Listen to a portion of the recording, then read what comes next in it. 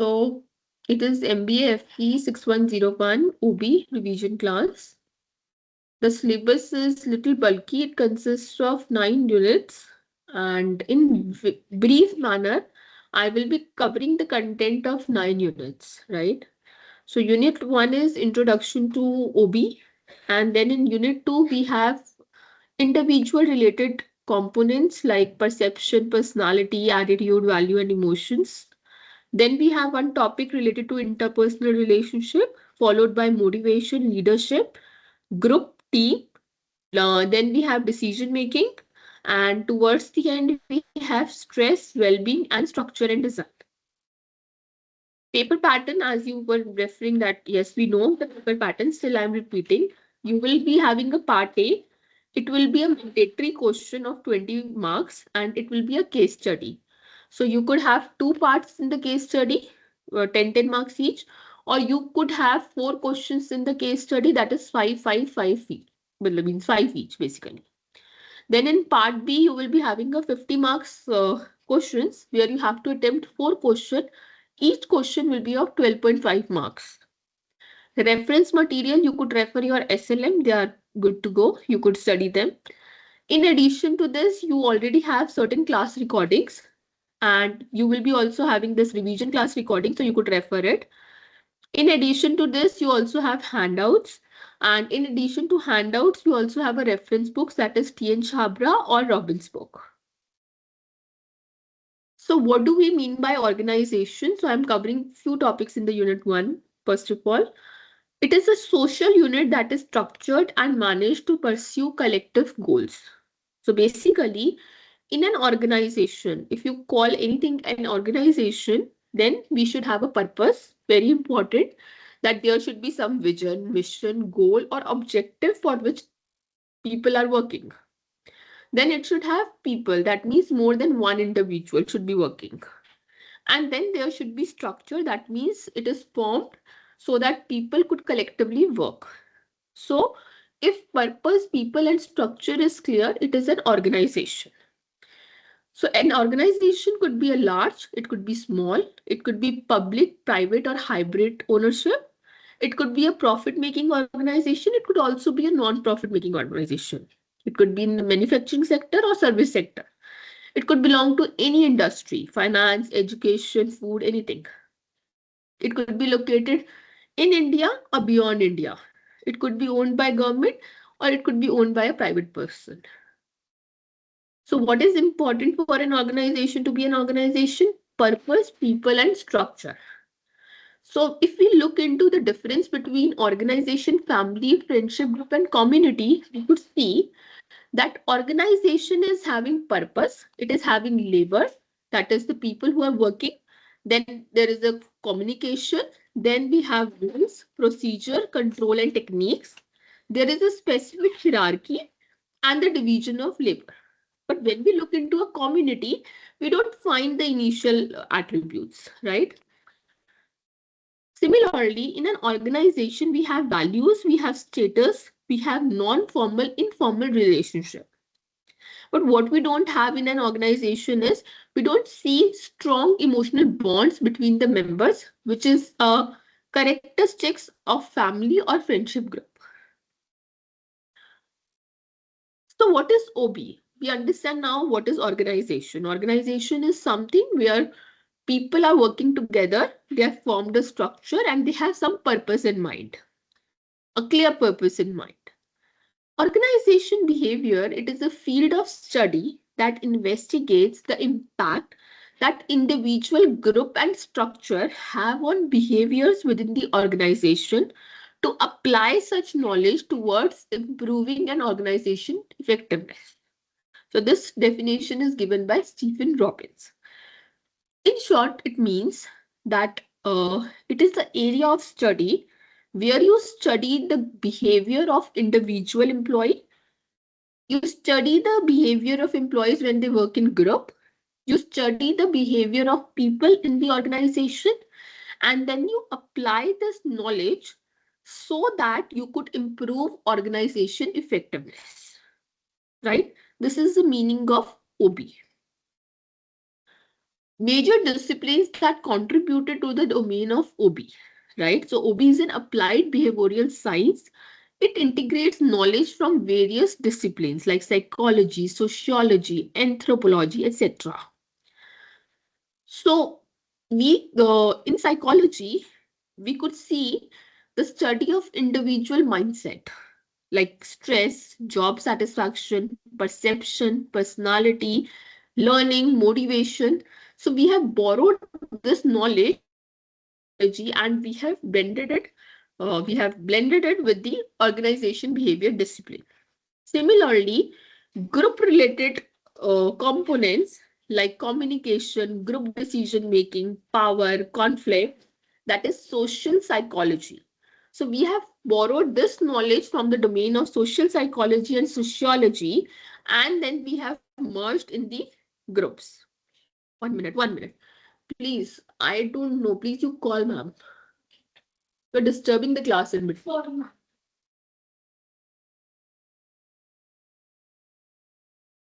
So, sorry. So social psychology. So from sociology and social psychology, we have taken the knowledge related to attitude, group processes, group decision making, power, and other components, right? And then from the domain of anthropology and sociology again, so we have taken the knowledge related to culture and climate, right? So all this knowledge that is coming from different domains like psychology, social psychology, sociology, anthropology was taken and was merged to form the discipline of organization behavior. Then in OB, we have level of analysis. Level of analysis means that there are three levels in which we study the behavior. First is individual level, which is a micro level analysis. Here we study how an employee behave individually in the organization. That means the personality, the values, and the different processes like perception, motivation of individual employees is studied in OB. Then we have group level analysis, that is meso level analysis, where we talk about group dynamics. So here we study that how people work when people work in group, how they behave. So here we study concepts like group cohesiveness, teamwork, power, politics, group dynamics. And lastly, we study when the complete organization, when everyone is working, how the culture, climate, and cross-cultural analysis is done. So we call it organizational level analysis, which is a macro level analysis. Now, very important question is, what do managers do?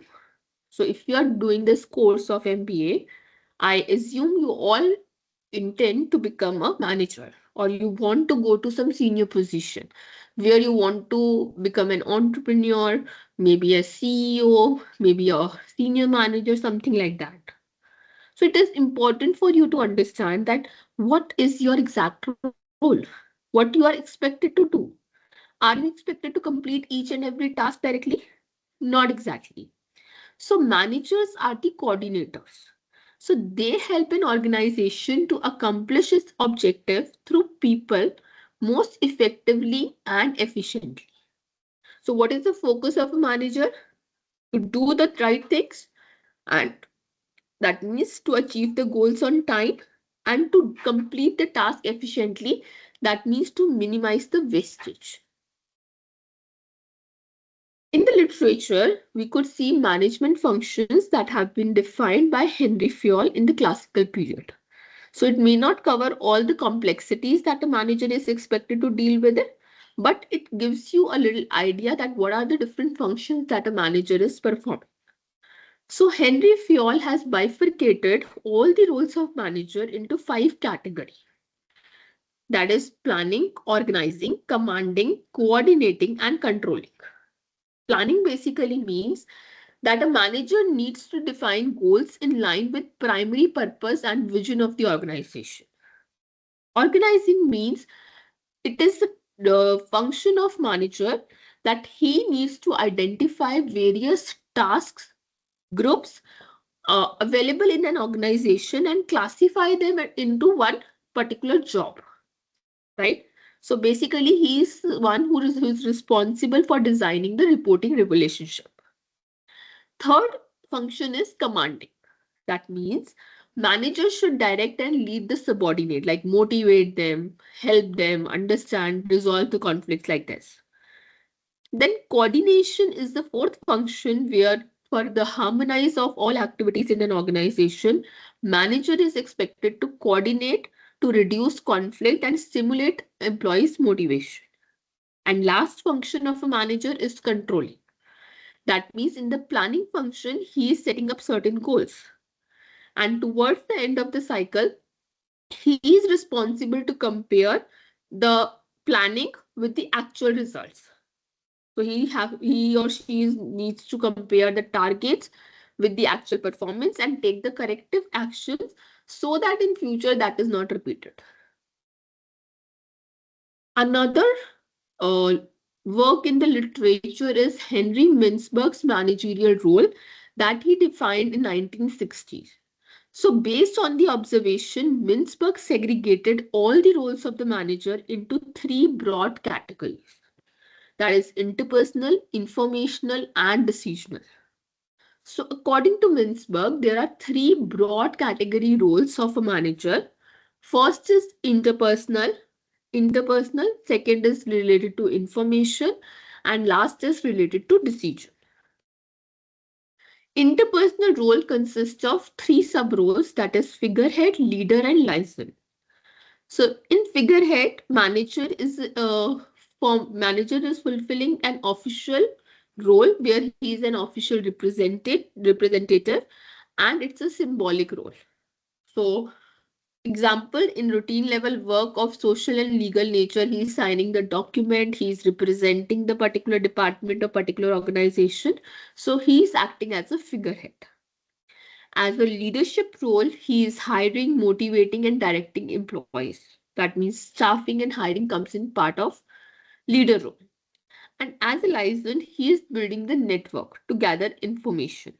So he's serving on different boards, he's acknowledging the mails, he's building the network to gather the information. Informational role, that is the second broad category, as the name suggests. It is the manager who collects the information.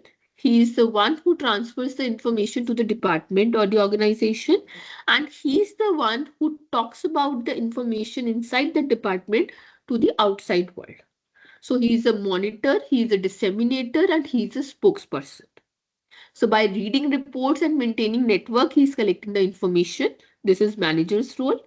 Then by holding meetings, sending emails and memos, he is transferring the relevant information in the organization and department. This is his disseminator role. And finally, he is holding board meetings, he is giving information to media and transferring the information to outside world as a spokesperson.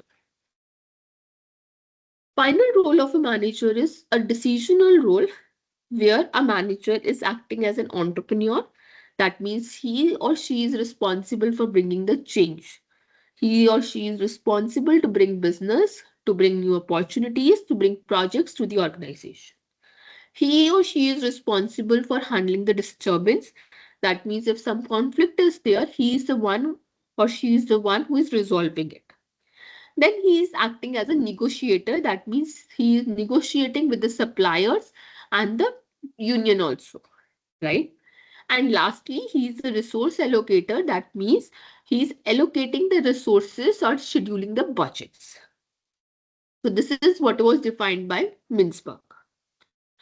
Next we have is that in detail we have discussed what are the function and what are the roles of a manager, but then what kind of a skill is required to be a manager?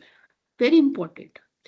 So Robert defined three categories of skills: technical, human, and conceptual.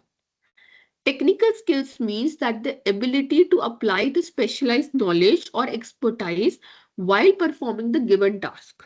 So in case you are an auditor, you are a senior audit manager, then knowing how to read a balance sheet, knowing how to work on the working papers is the part of technical skill.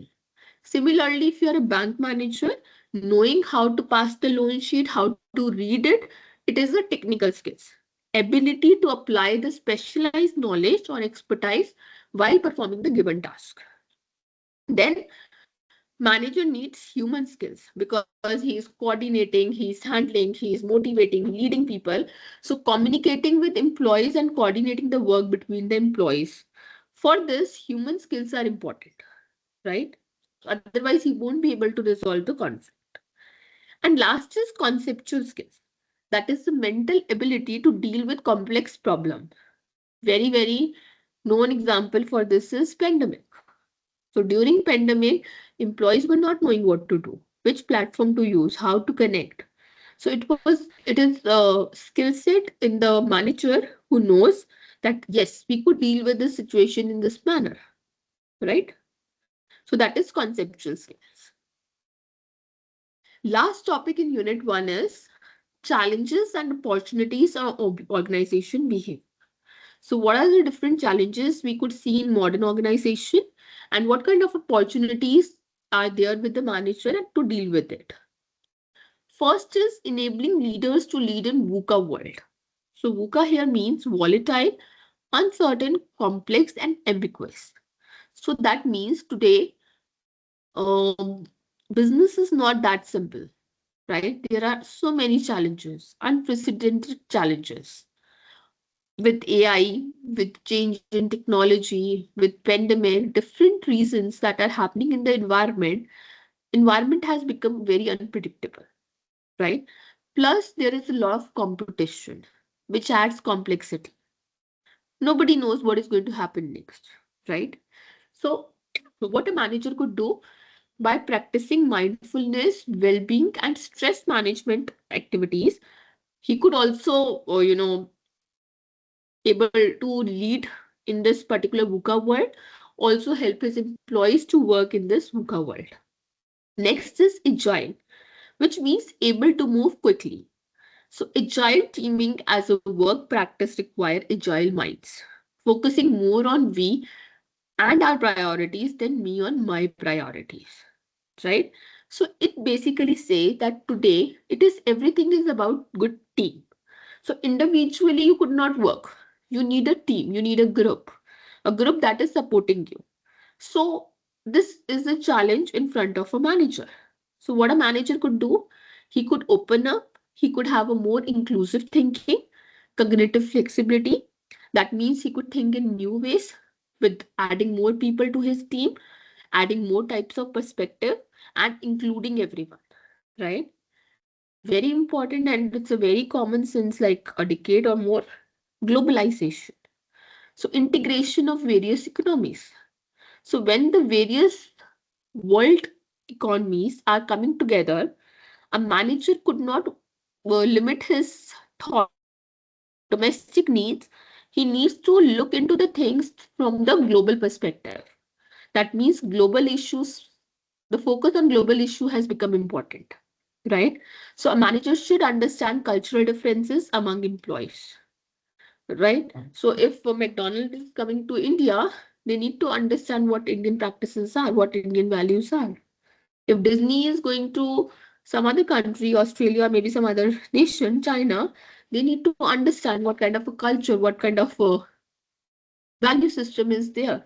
Otherwise, it will be survival will be very difficult. Then it is this point is connected partially with inclusive thinking one, where we are talking about building teams, that managing workforce diversity. So diversity is not only the cultural difference, it also include age difference, it also include race difference, it also include value difference, it also include ability and non-ability point. So there are a lot of differences between employees. Gender differences also there, male, female, ethnicity. So there are differences and similarity between the employees. So for a manager today, it is a challenge how to manage people that those who are coming from diverse group. So what manager could do? He could bring new innovative ideas to the organization. He could have an inclusive thinking. It is difficult to resolve the conflict, no doubt, but Again, diversity gives you creative ideas. So a manager could nourish that. Okay, he could promote those ideas. Then customer service is again a challenge. Unlike past, today customers are very responsive and they are very choosy. So it is again difficult to make your customers satisfied. So by changing and working on employees' attitude and behavior, we could help managers to bring such a culture into organization where people or employees are working to satisfy the customers. Last is working in networked organization. Now virtual platforms, hybrid models are very common. So people are sitting in USA, UK, India, and they're connecting, they're working together. So this kind of things are very important and very necessary in today's world. So managing such organization need different set of skills, right? So virtually collaborating, coordinating with employees is an emerging challenge for the managers. Then work-life balance. So in past, we never means like in lesser number of time, we used to hear that stress is a problem. We could not sleep. That is a problem. We could not deal with the kind of pressure that is coming from work. That is a problem. But today, all these problems have emerged. Why? Because of long working hours, because we are working on virtual platforms, so we don't see night and day.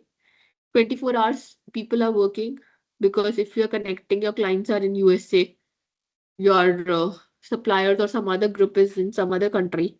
So daytime, nighttime, everything is mixed up, right? So long working hours are one of the main reason of work-life conflict. The world is never sleeping.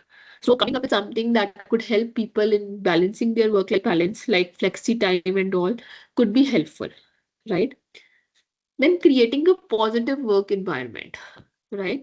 So earlier the concept was that there are certain weaknesses in the employees. You give them the training, you try to focus on that, you try to improve it. But positive organization behavior gave another concept where they say that why not to focus on the strengths of the employee? Why not to promote and help people do what they are good at, right? Then improving the ethical behavior. Ethical behavior is very, very important. Uh, beginning of the 2000, we could see so many companies went down. Enron, Satyam, WorldCom, one after the others. So ethical behavior of the leaders was questioned in each case. And it is very, very important for leaders to be ethical. Why? Otherwise, they are going to lose the trust of the investors, trust of all the stakeholders. And the survival of the organization will become very difficult. Last is economic pressure. So when the economic conditions are good, managers are happy, they motivate the employees with rewards, salaries, and perquisites. But when the economic conditions are bad, they're not good. At that point of time, it is a real testing phase for the manager.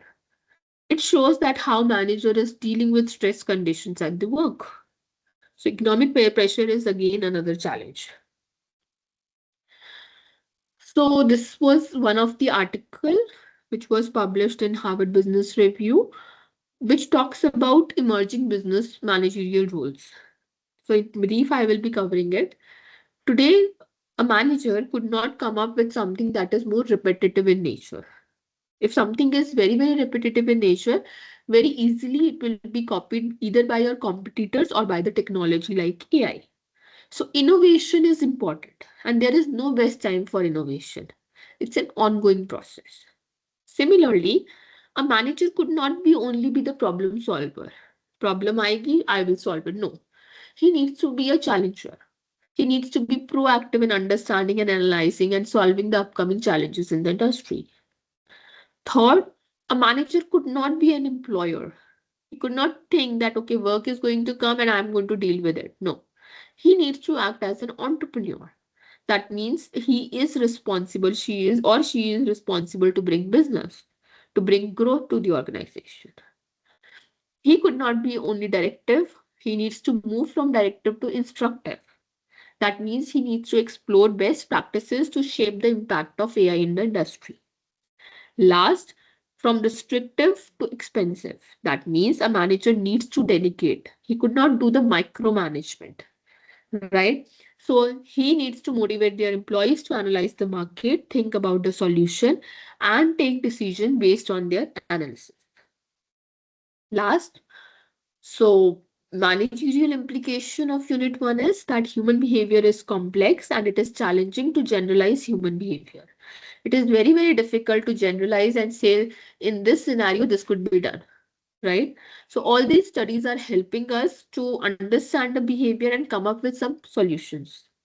Managers often try intuition, idea, gut feeling to explain cause and effect relationship, but sometimes feeling leads to incorrect decision. So use of metrics could give you better output. Managers should learn interpersonal skills, human skills. Why? Because soft skills like empathy, communication, leaderships are the way more important than the technical knowledge about the work. Today, work environment is challenging and it is changing continuously. Therefore, manager needs to upgrade both technical and conceptual skills. Lastly, concepts of OB could provide various insights that could help a manager to resolve conflicts, improve work-life balance, and reduce stress. So this is it in the unit 1 in a brief manner. I'm just giving you access of mic. If you have any queries, you could ask, then I will move to unit 2.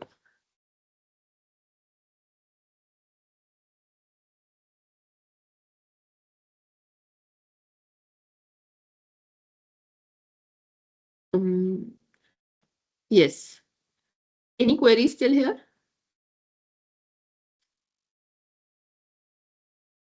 Any question, any query till here? Should I move to the next unit? Yes, ma'am. Yes? Okay. Good morning.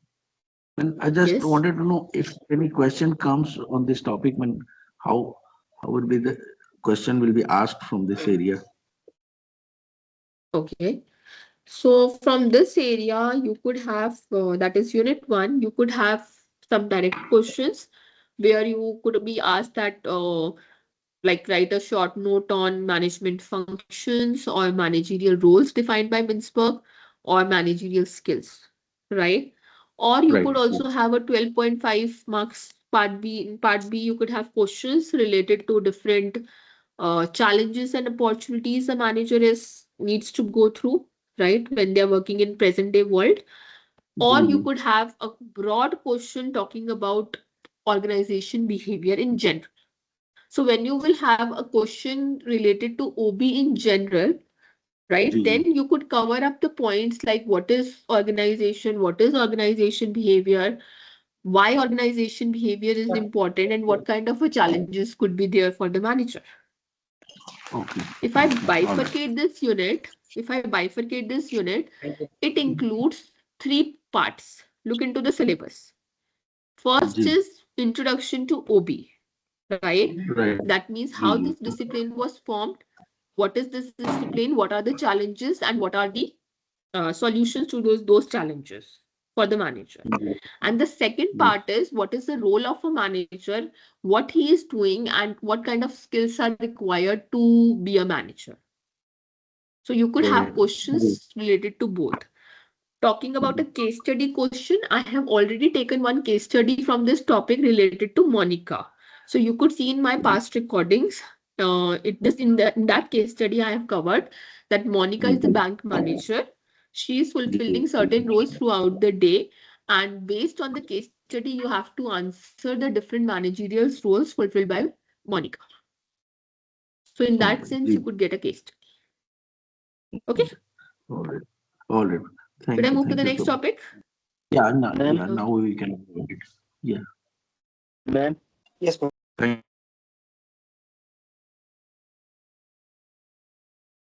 So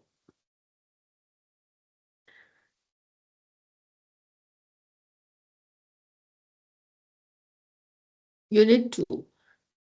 Um, Before I start unit 2, I would like to give you a little understanding about the syllabus, right? Your paper pattern is 1 minute. It includes 70 marks, 50 plus 20. And for those 70 marks, we have 9 units, right? Unit 2 is only one portion of it, right? 1 by 9 portion of it. So within unit 2, we have too many topics. Like we have a complete topic of perception, we have a complete topic of personality, we have a complete topic of emotions, values, attitudes, and so on and so forth, right? So you could follow your SLM, that is minimum requirement, but you need to understand that too much of focus in each topic here and leaving the complete unit towards the when we move to further units is of no use. Are you able to relate with me? What I'm trying to say कि in case अगर आप prepare कर रहे हो, right? So you need to understand that how your syllabus is bifurcated. The perception, personality, attitude, values, and emotions. In combination, they are making only one unit. Whereas topics like leadership, motivation, they are separate units, right? So they have more weightage. This is what I'm trying to say. Okay, so let's move. This is unit 2. It consists of all these topics that you could see on my screen. First, we will start with personality. So what is a personality? It refers to some total of ways in which individual reacts and interacts with others. So it's relatively a stable set of psychological and behavior or attribute that distinguish one person from another, right? So how personality is determined? It is determined through biological factor, that means physical attribute, hereditary, something that is there in the DNA of a person. It is also determined through environmental factors, and it is also determined through the various situations that a person goes through when they move from child to adulthood, right? In detail, it is there in your SLM, so I'm not pushing it hard. Very important topic is personality types, right? Then in personality type, we have big five personality factors. It was given by Robert and Paul. Here, five types of personality. Acronym is OCEAN is discussed. OCEAN there means openness to experience, conscientiousness, extroversion, agreeableness, and neuroticism. Extroversion basically means it's a kind of a personality where a person is social, outgoing, talkative, and assertive. Conscientiousness is a trait where a person is very hardworking, organized, self-disciplined, and responsible. Emotional stability is a trait where a person remains calm, secure, unworried. Agreeableness is a kind of a trait where a person is cooperative, caring, trusting. And openness to experience is a trait. It represents a group of people who are curious, creative, intellectual, and flexible. So basically, if someone scores low in extroversion, right, it means he is very quiet, he is loner. If someone scores very high in extrovert, that means he is very talkative, he is very active, he is very affectionate. Similarly, if someone scores low in agreeableness, that means he is irritable, he is very critical, he or she is not agreeing to whatever is being told. Whereas someone scores very high, that means he is soft-hearted, good-natured, and trusting. In conscientiousness, if someone is low, that means he or she is disorganized. And someone is high score, that means he or she is well organized. Similarly, in neuroticism, if someone is low scoring, that means they are comfortable, calm. And high score represents that they are self-conscious and emotional. Lastly, in openness to experience, if someone is low scorer, that means they are conventional, they are uncurious, uncreative. But if someone is scoring very high, that means they are very creative, very original, and very curious. Before I move to personality type MBTI, if you, I'm just giving you gist in this particular recording. Why? Because we have 9 units, right? Time is limited. But you could go through my class recording that is related to personality in detail using videos, activities, cases. I have covered each type of personality along with different other things that are related to personality. I won't be going in that detail in this class. So MBTI is a personality type, right? It's an instrument which was developed by Catherine and Isabel. They are the mother and daughter duo. So it was based on the work of Swiss psychiatrist C.G. Jung, who presented his psychological type theory in the book entitled Psychological Types, published in 1921 and translated into English in 1923. So here in MBTI, there are four broad categorization which is described. First is based on energy. So it means some people energy is such that they are introverts, some are extrovert. Then how people collect information from the surrounding. Based on it, we have two categories, that is some people are sensing, some are intuition. Then making decisions. So some people think, some people feel. Then orient themselves to outside world. So some people are judging and some people are perceiving.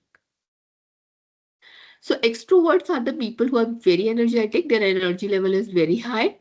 They display a lot of emotional range. They like group, they gain energy when they are in group. Introvert are people who restrain physically, they remain calm, reserved, and they use word I. That means they like to explore single topics in depth. So I am repeating it, that focus of energy represents introvert and extrovert. What does that mean? How will you judge whether you are an introvert or extrovert? If you move to some place where a group of people are there, you are in a party. So if you feel after the party, you feel very energetic.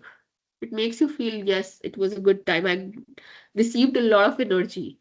That means you are having an extrovert personality. But if you are feel little tired and you feel more energy when you are alone, when you remain with your own thoughts, that means you are an introvert. Then sensing and intuition. It is the way in which person collects the information. So some people take information from the environment in a sequence step-by-step way, whereas some people take information as a snapshot or a big picture way. What does that mean? Intuition is something where you will report things with feelings. You will tend to finish sentences. Whereas sensor is something where you tend to speak in short phrases. Next is thinking and feeling. So if you're going to some party with your friend and you suddenly realize that whatever the person is wearing, the friend is wearing, or your partner is wearing is not appropriate. So thinking is a kind of a personality trait where a person is going to get away from the other person. That means he's going to step back and he's going to give an objective view. Like he could say, oh, please go and change. It is not looking good. So it is the thinking trait. Whereas a feeling is a personality trait where person try to be more empathetic. He will stand in the place of the other person and think, and then he is going to speak. So he could say that, well, he could deal it in that manner. So that is a feeling stage. Then we have judger and perceiver. So judger is a person who plan everything till nth degree. So there is no contingency. And perceiver is a person who leaves the thing and he or she is very, very flexible and open to new ideas. So if we bifurcate these eight personality traits, using the permutation and combination, we could have 16 types of personality.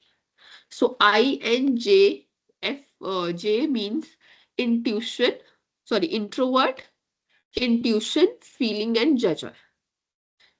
ENFP means extrovert, intuition, feeling, and perceiver. So like this, 16 types of personalities are there.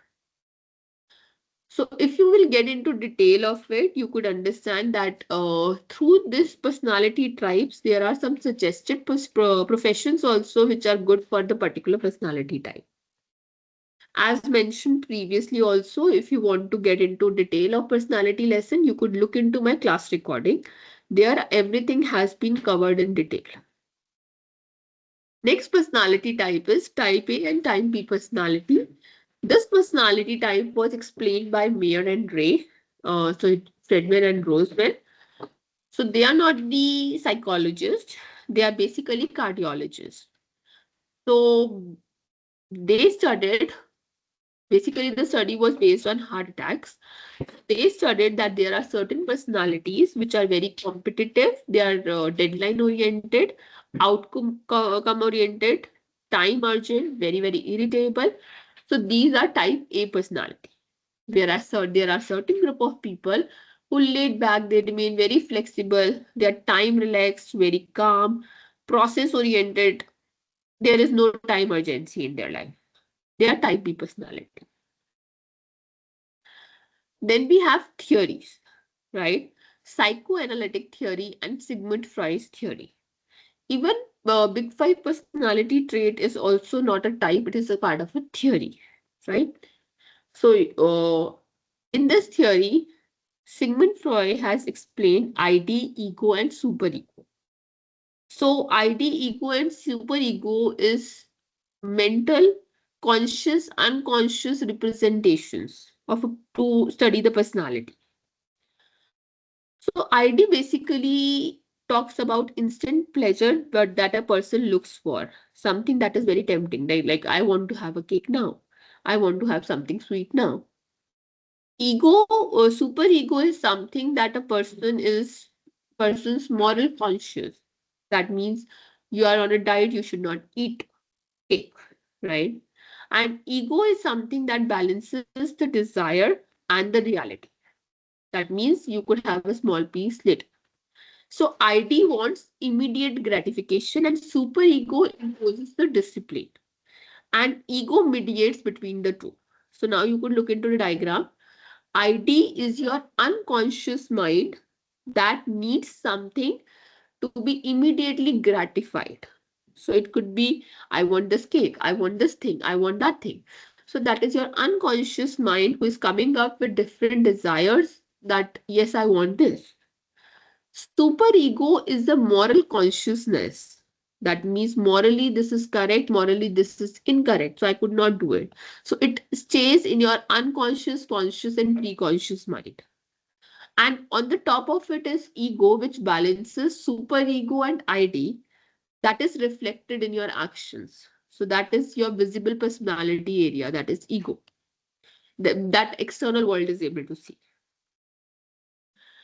Then in personality theories, we have different types of theories that are system of concept, assumptions, ideas, principles proposed to explain personality, including 5 perspectives. So trait theory is an attempt to learn what trait makes up the personality and how they relate to actual behavior. So big 5 personality trait is part of trait theory. Then we have psychodynamic theory that focuses on inner working of personality, especially internal conflicts and struggle that we have discussed in Sigmund Freud theory, psychoanalytic theory. Then we have behavioral theories that focuses on the external environment, that how the external world is going to affect the learning. And last, we have social learning theories that attribute to difference in the perspective of socialization, expectation, and mental processes.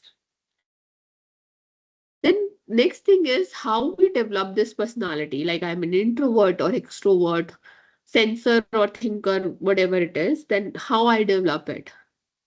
Then there is two different explanation. One given by Erikson, who focuses on the social factor.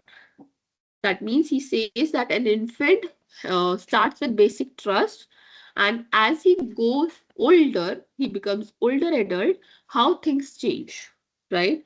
So what social factors when they interact with the environment, how personality change and how personality is formed in an infant.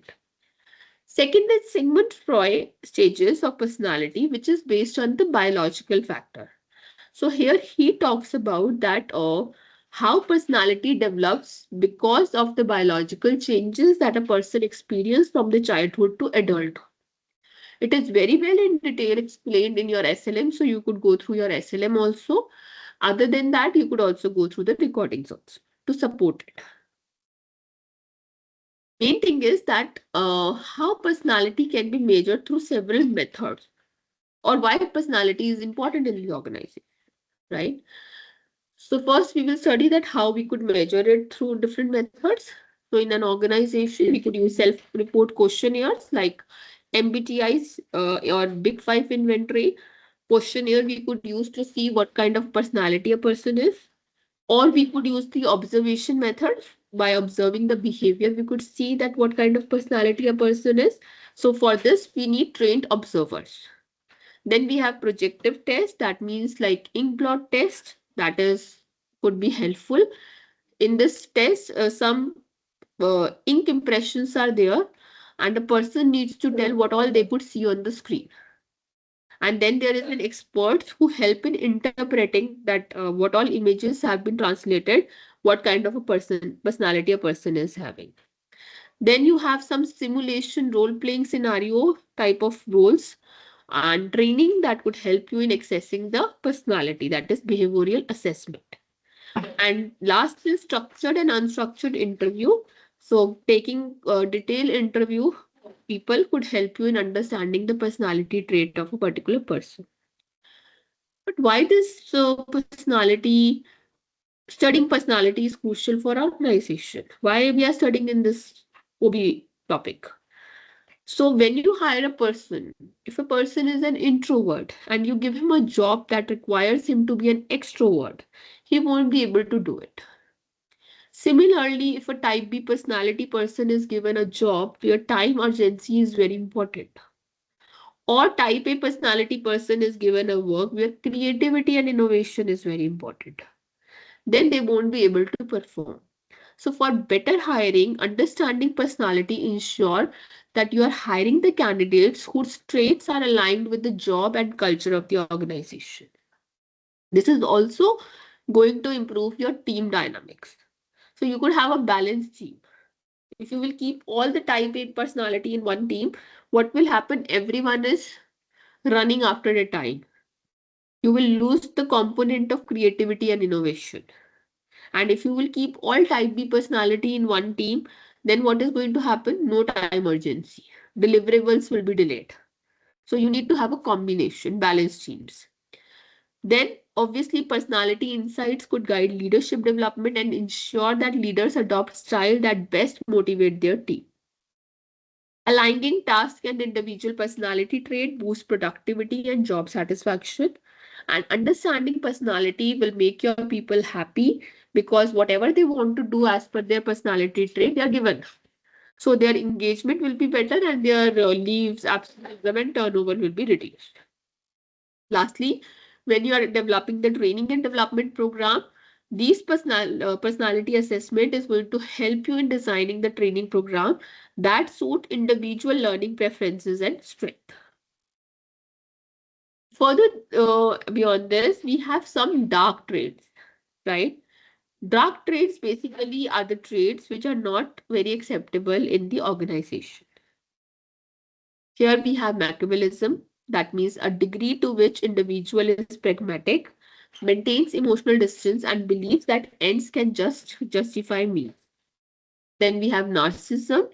It is a tendency to be arrogant. That means someone who gives a lot of importance to himself and he needs a lot of praise and admiration for himself, herself. And last is psychopath, where a person shows lack of empathy and concern for others, right? So Machiavellism is a kind of a personality trait where you could see a person is depicting the manipulation and there is a secretive behavior. Narcissism is a kind of a behavior where a person is so much self-obsessed, and psychopath is a kind of a personality trait where a person remains very cold and without empathy, right? So we will be starting with the next topic. Before this, I'm giving you access of mic. If you have any query, you could ask.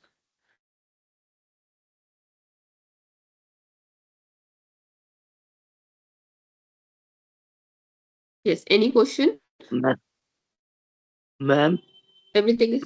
Should I move to the next topic? ma'am, Yes. ma'am, what is the meaning of ego, super ego? Basically, Sigmund Freud gave the concept of ID, ego and superego. ठीक है? Yes, ma'am. ID means हमारी life में क्या होता है, हमें immediate कुछ pleasures चाहिए होते हैं जिसको हम चाहते हैं एकदम से ग्रेटिफाई हो जाए. Like I Yes, want this chocolate. So suddenly this thing came in my mind, I want chocolate. So yes, whatever happens, I just want to eat this chocolate. Super ego एक moral consciousness है जो monitor करती है कि I could not steal the chocolate, I need to purchase the chocolate, I could not have the chocolate if I am a sugar patient, right. So super yes, ego एक moral consciousness देती है about what is right and what is wrong way of dealing with the pleasure that you are feeling. And yes. आपकी ego जो है वो दोनों के बीच में बैलेंस करती है. So what people around you could see is ego. External world could see ego. Now it is clear? Yes, ma'am. Yes, Yes. you could go in detail. I have already taken one complete class on personality. Online recording is available. There, every point is explained in detail. So you could go through that. Okay, ma'am. Right? Any other question?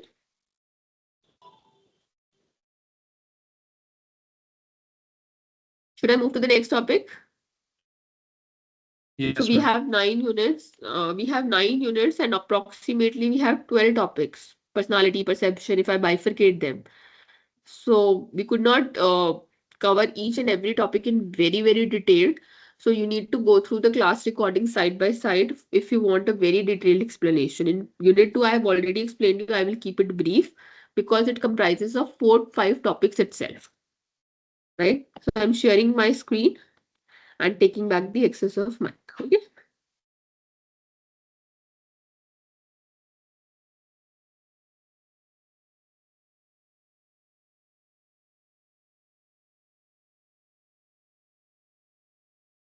So next topic is perception.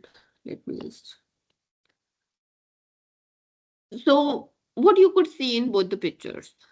So here one person is saying that this is a half full glass, and the other person is thinking, oh yes, it is a half empty glass. If I would have asked you which yellow line is bigger, you would have said line number 2. But in reality, they both are same. It is only the background track that is making it look like that line 2 is bigger. So the eye sees only what the mind is prepared to comprehend, right? Similarly, if I would have asked you what you could see in the picture, someone would have said, I could see a skeleton. Some of you would have said, I could see a mirror. I could see a woman just sitting in front of a mirror, right? So, what is perception? Perception basically means that people are not seeing the same thing in the same manner.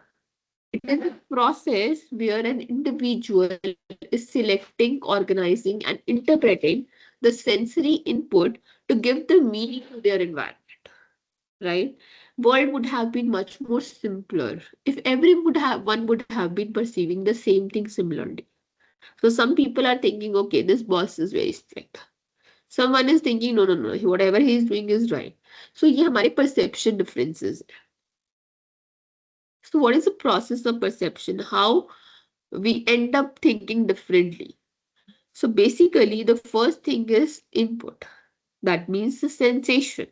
Your eyes, your ear, the touch. Through touch, you receive a sensory information from the environment. We call it a reception of stimuli.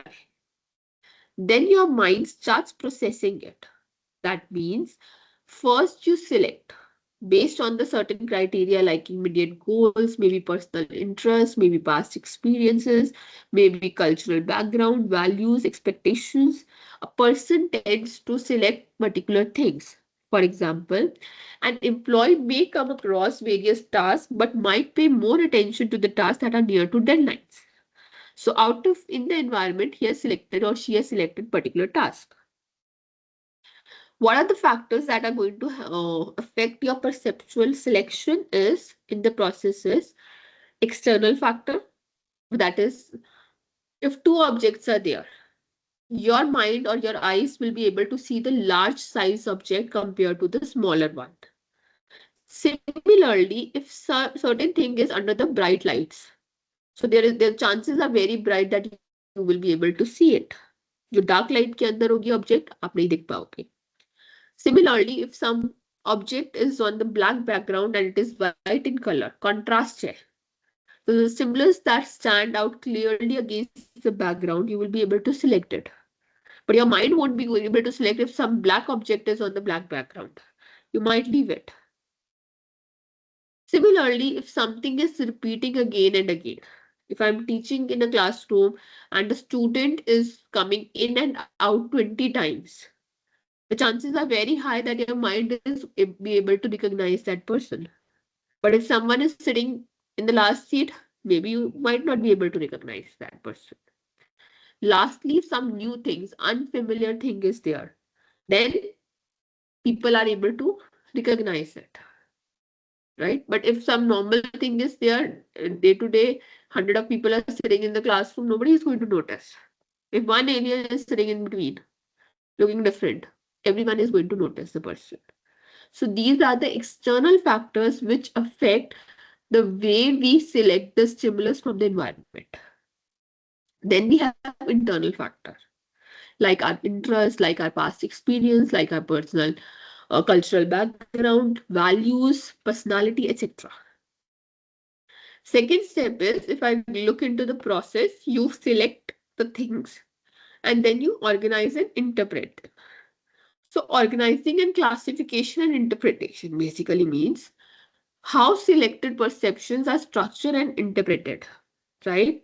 This means that, for example, if I ask you what you could see in the classroom, it is a real classroom. You will say students. So your mind has classified all the people in the classroom as a student, right? You're not looking into the bifurcation, like some are male, some are female, some are tall, some are small, some are fair, some are darker. You're not able to see those differences. It has been grouped. So this is classification. And based on the classification, you interpret it.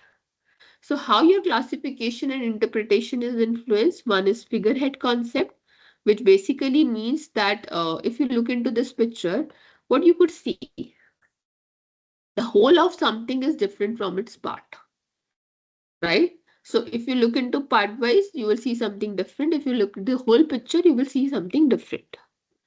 Similarly, we have a closure. If I would have asked you what you could see on the screen, you will say, I'm able to see a square. But actually, this is not the square. These are some dotted lines. But your mind is able to read it like a square because it has closed all the dots. Similarly, if someone is telling us something and they leave the talk in between, then our mind tends to complete the complete information on their own, right? And the last thing is that based on how you have classified and interpreted the things, you draw the conclusion. You make the decision. It is reflected in your behavior. For example, a recruiter might end up recruiting low performing candidates based on their dressing sense if he or she perceives that knowledgeable people are dressed properly, right? The very important concept and standalone concept in perception is attribution theory. That means how people make judgment about others.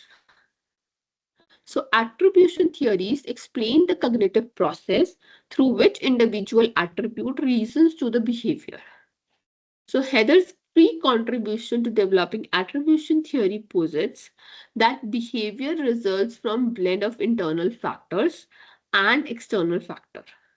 That is your capability and the difficulty of the task, right? For example, an employee might perceive that promotion is due to hard work, or he or she might perceive that it is due to the luck factor.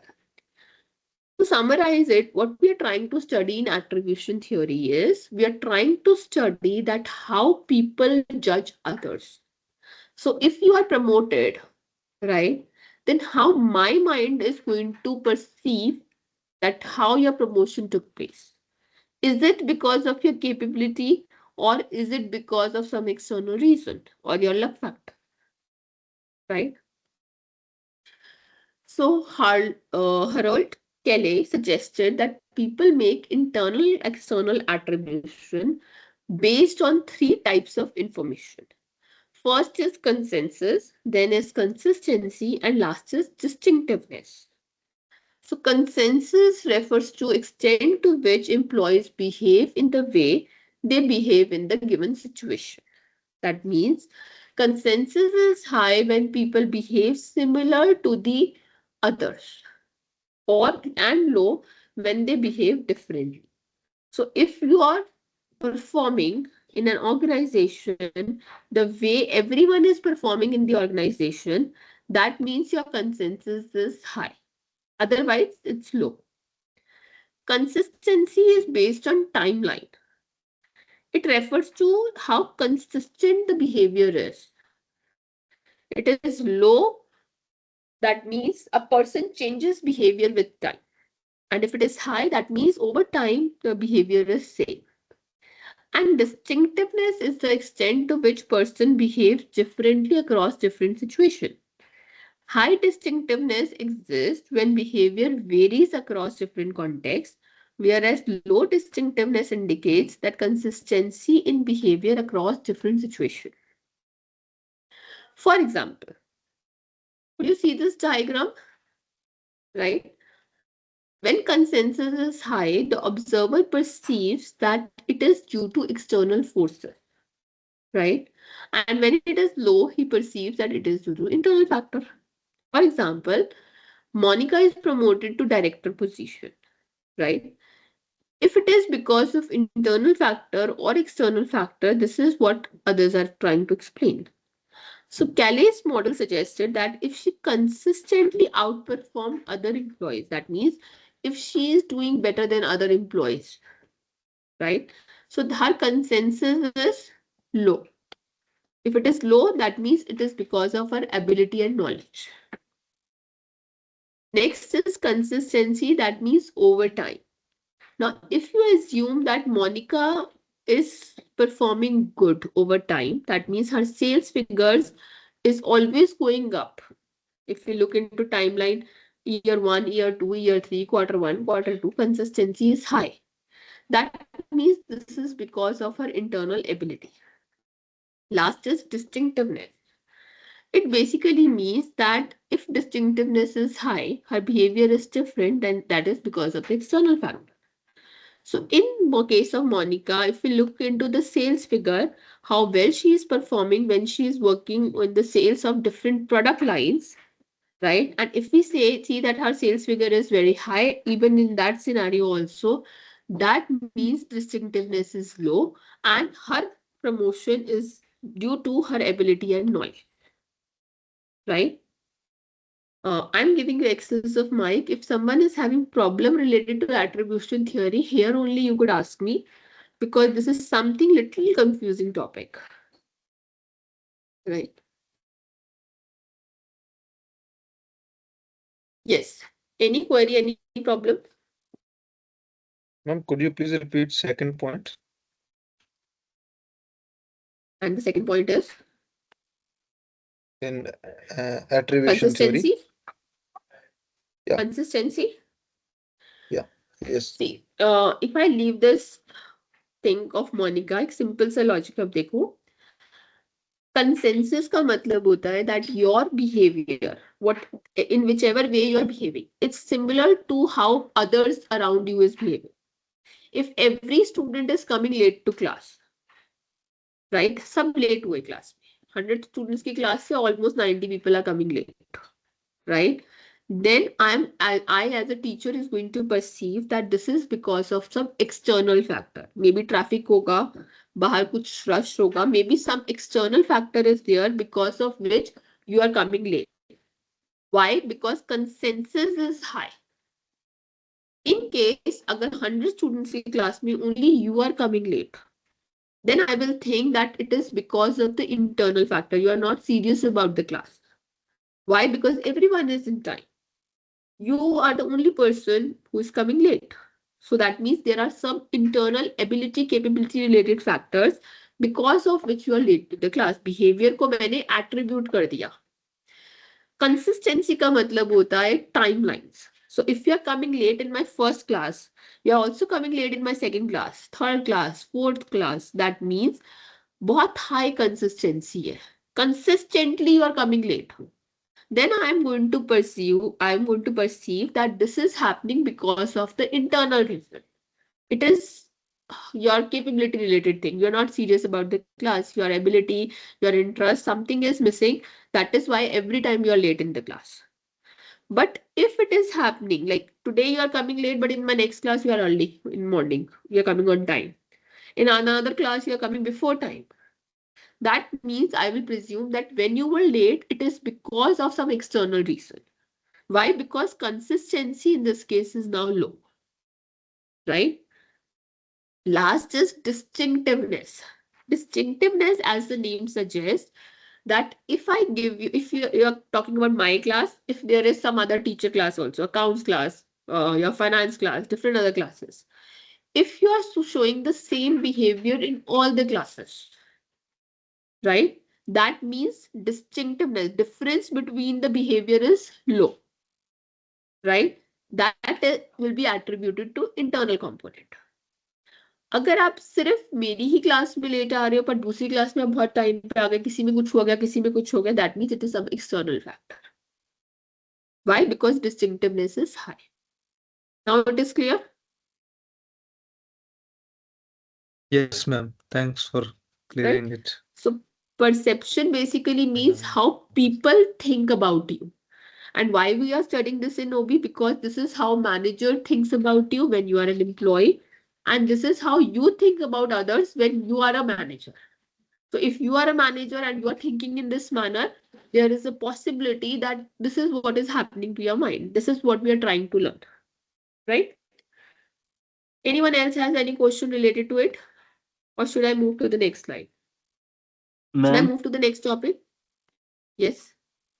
ma'am, what is the meaning of sensation? What is the meaning of? I missed few words. Sensation. Could you just type it? I am unable to hear it. Ma'am, what is the meaning of sensation? Consensus. Yes, ma'am. Consensus basically means consensus होता है कि सबका behavior same है. Like I have given the second example कि in Yes, class 100 students की class में almost 100 students are coming late. तो consensus है ना उनके behavior में, सबका behavior same yes. ही है. This is consensus. और consistency individual behavior in different timelines पे होता है. और distinctiveness is a behavior in different situation. Right? Okay, ma'am. Okay, Should ma'am. I move Okay. to the next topic? So I'm taking the excess of mic and then I'm moving to the next topic. Okay.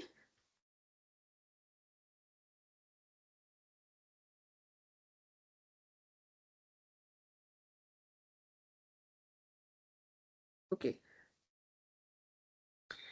In between, I will be giving you access of mic wherever I will feel that even through SLM or maybe through past recordings, you might find certain issues.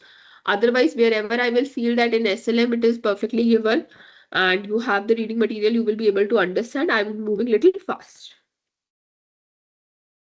Now, when you attribution, I hope you understand that attribution basically means how you attribute a behavior, how you think that the behavior is, what is the cause of behavior, internal or external factor. But there are certain errors and biases in the attribution that a person makes. First is fundamental error of attribution. This means it is a tendency of a employee or a human being to attribute others' failure or negative behavior to internal factor and success to external factor. What does this mean? That when you are coming late, right, your manager will most probably think that this is because of the internal ability, right? Similarly, if you are getting a promotion, it's a good thing, success thing. It is a chance that your peers are going to think that this is because of the external factor. हम, in general we say ना luck factor है इसका. nepotism, right? Favoritism. So जब भी किसी की success होती है तो हमारा माइंड एट्रीब्यूट करता है this is happening because of the external factor. This is an error. Similarly जब किसी के साथ कोई फेलियर वाली सिचुएशन होती है, नेगेटिव बिहेवियर होता है, we always think because this is happening because of the ability of a person.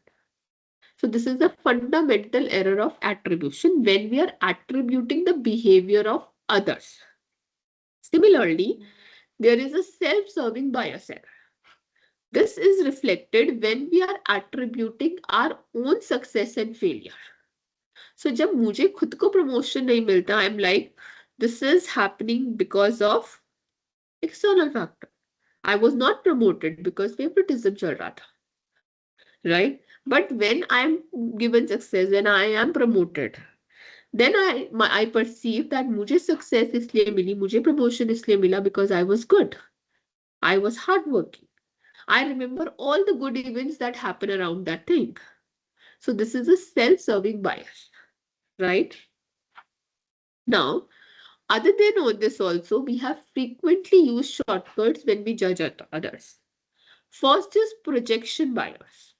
It means it is a tendency of people to attribute their own characteristics to others. So if I have certain beliefs, I have certain attitude, I have certain kind of behavior, I feel everyone is doing the same thing. For example, if I am late and I blame traffic, then when my subordinate is going to come and say, okay, ma'am, I was late because there was traffic, I will say, oh, really? I won't believe him because whenever I'm late, I'm just making an excuse that I was in traffic. So I assume that the subordinate is also doing the same thing with me. So projection bias highlights the importance of recognizing and respecting the diversity in preferences and work styles within the organization. So when you become a manager, it is important for you to understand that people are different. It is not necessary that whatever you believe or whatever behavior you showcase, the same thing others are doing. Second is halo effect and horn effect. Halo effect basically means that when you attribute someone's one good characteristics and you think that the person is absolutely good. For example, if one person is having charismatic personality and he is able to communicate very well, just you met that person once, just you met that person in a meeting and you were able to see that the communication is well, you presume that his problem solving skill is also good. So this is a bias, halo effect. Conversely, we have an horn effect that in a meeting, if you have seen that someone is not able to communicate, you presume that his problem solving skills, conceptual skills, and analytical skills are also poor. So halo and horn effect can impact performance evaluation, promotion decision, and team dynamics in the workplace. Then we have stereotype bias. It is a tendency to judge a person based on the group they belong to. For example, Jacob is American and Kenzo is Japanese.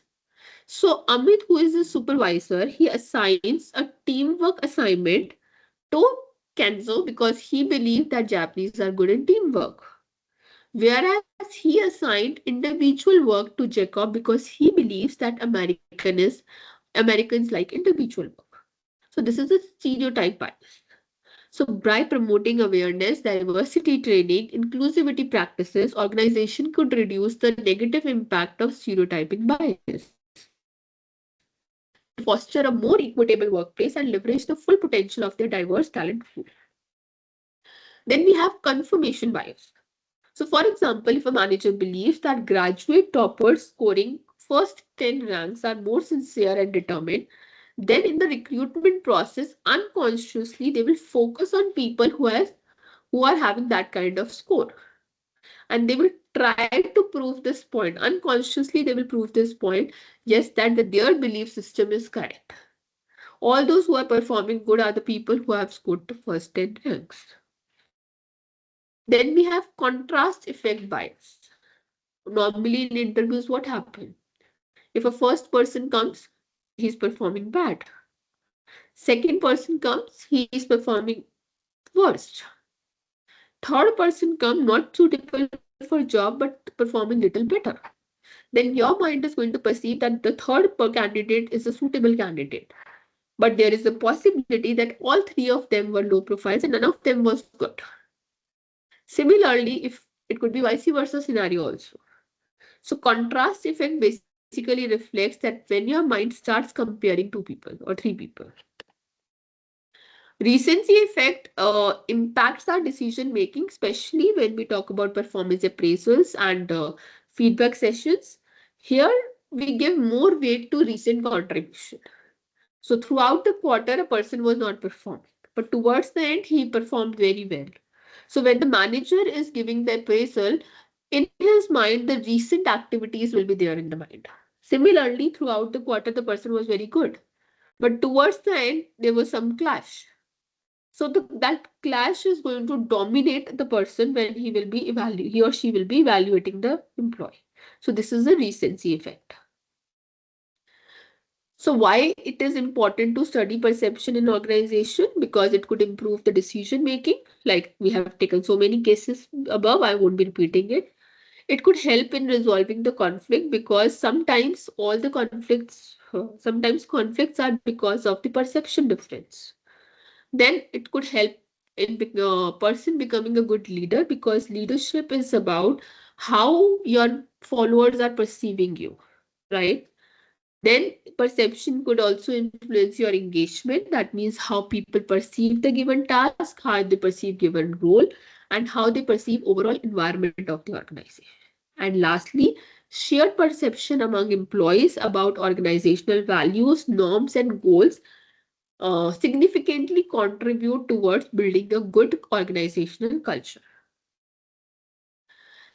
Then we also have certain more things that we have covered like recruitment process, performance appraisal, communication, teamwork.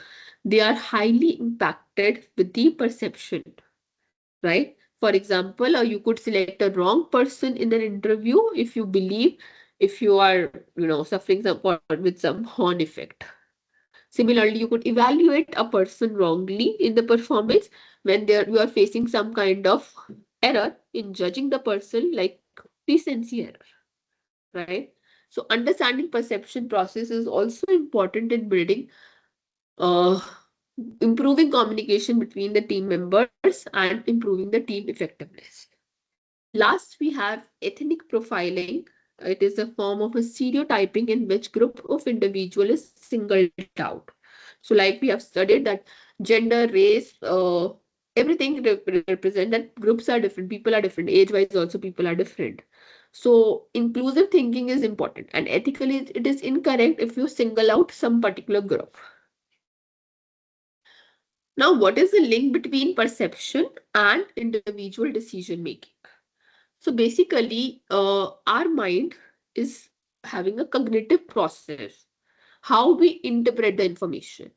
So, for example, two managers could evaluate the same employee differently. One could say that the person should be promoted, and other could say that promotion is declined, right? So, perception is going to influence the decision of a manager. Similarly, further perception biases influence decisions such as confirmation bias. If you are favoring information that confirms pre-existing beliefs, or anchoring bias like relying too heavily on the first piece of information that you have encountered, or stereotyping bias that means to judge people based on their group or a group that they belong to. So all these biases are going to influence your decision. Then also perception is going to influence your decision making because perception of risk associated with a particular decision could be influenced. So same job, someone could perceive it as risky, someone could perceive it as not. Lastly, employees' perception of organization norms, values shapes the culture of the organization.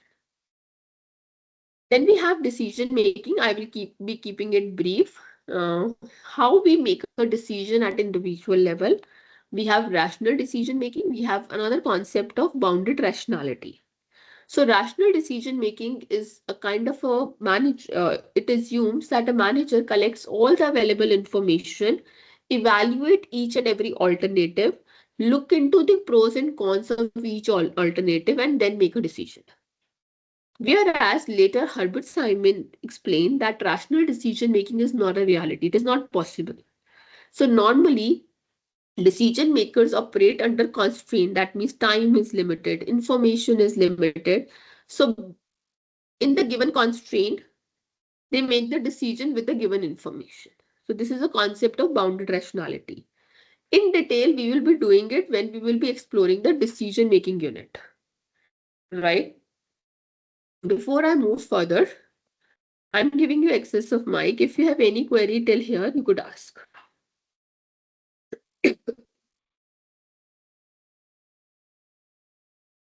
Yes, please. Any query?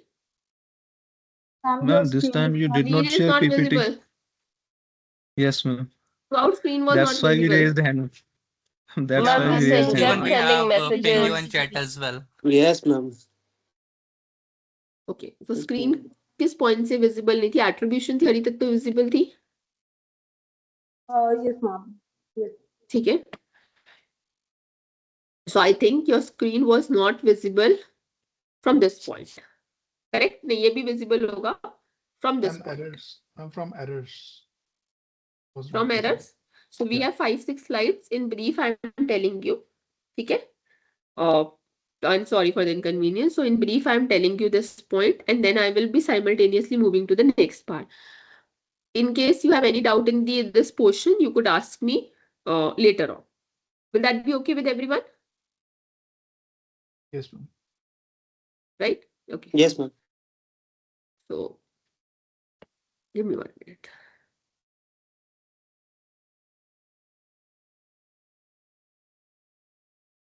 Okay. Attribution error was clear to you. Basically, when you are attributing, attribution का क्या मतलब है? That I am attributing someone's behavior to internal or external factor. That means I think that this is happening because of the person's ability, or this is happening because of the external factor. So when we attribute, we humans have a tendency to make errors. हम गलतियां करते हैं, ठीक है, कुछ biases करते हैं. One is fundamental error of attribution, which means when we have to attribute someone else failure. किसी को promotion नहीं मिला, तो we perceive वो है ही ऐसा. That means the hard work was not up to the mark. We look into those components where the person was not performing well. So we blame the internal factor, right? But when someone is getting the promotion, success, other person is getting the success, our mind thinks that this is happening because of favoritism, nepotism, luck factor. So we attribute the success to external factor and we attribute the failure to internal factor. Similarly, we humans also have a tendency to attribute wrongly our own failure and success. So if I myself get a promotion, I say, oh yes, I worked very hard. So my mind is able to visualize all those events where I was doing good.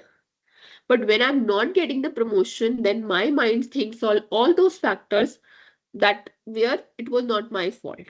Like in this organization, favoritism is followed, nepotism is followed. That is why I was not promoted.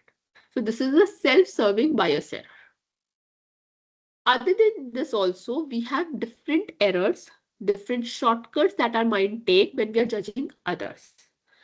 For example, projection bias. Projection bias is a tendency of employee to attribute their own characteristics to others.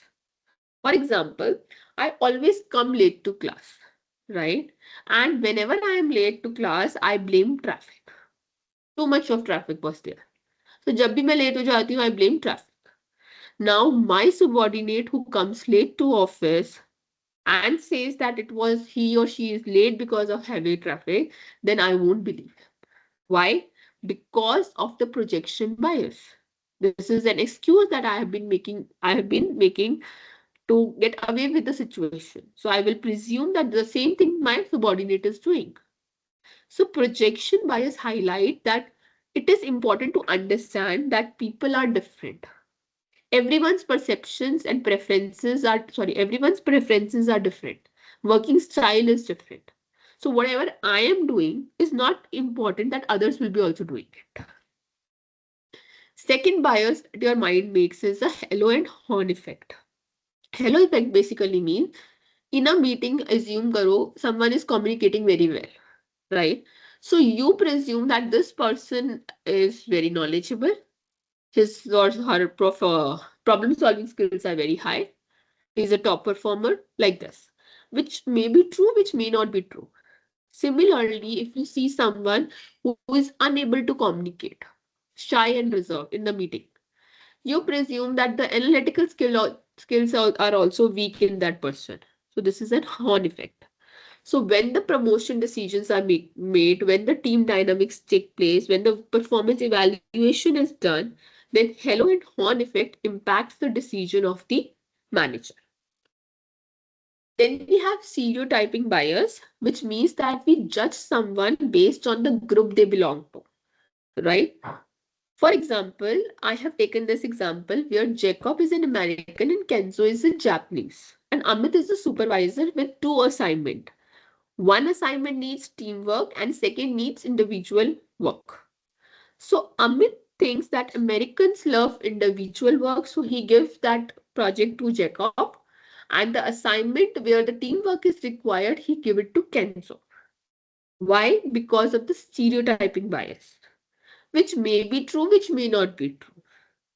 Similarly, if in your organization someone is 50 plus and someone is 20 plus, and the assignment in your hand is something related to technology, so there is a stereotype bias in the decision making where manager tends to give the work to 20 plus person. Why?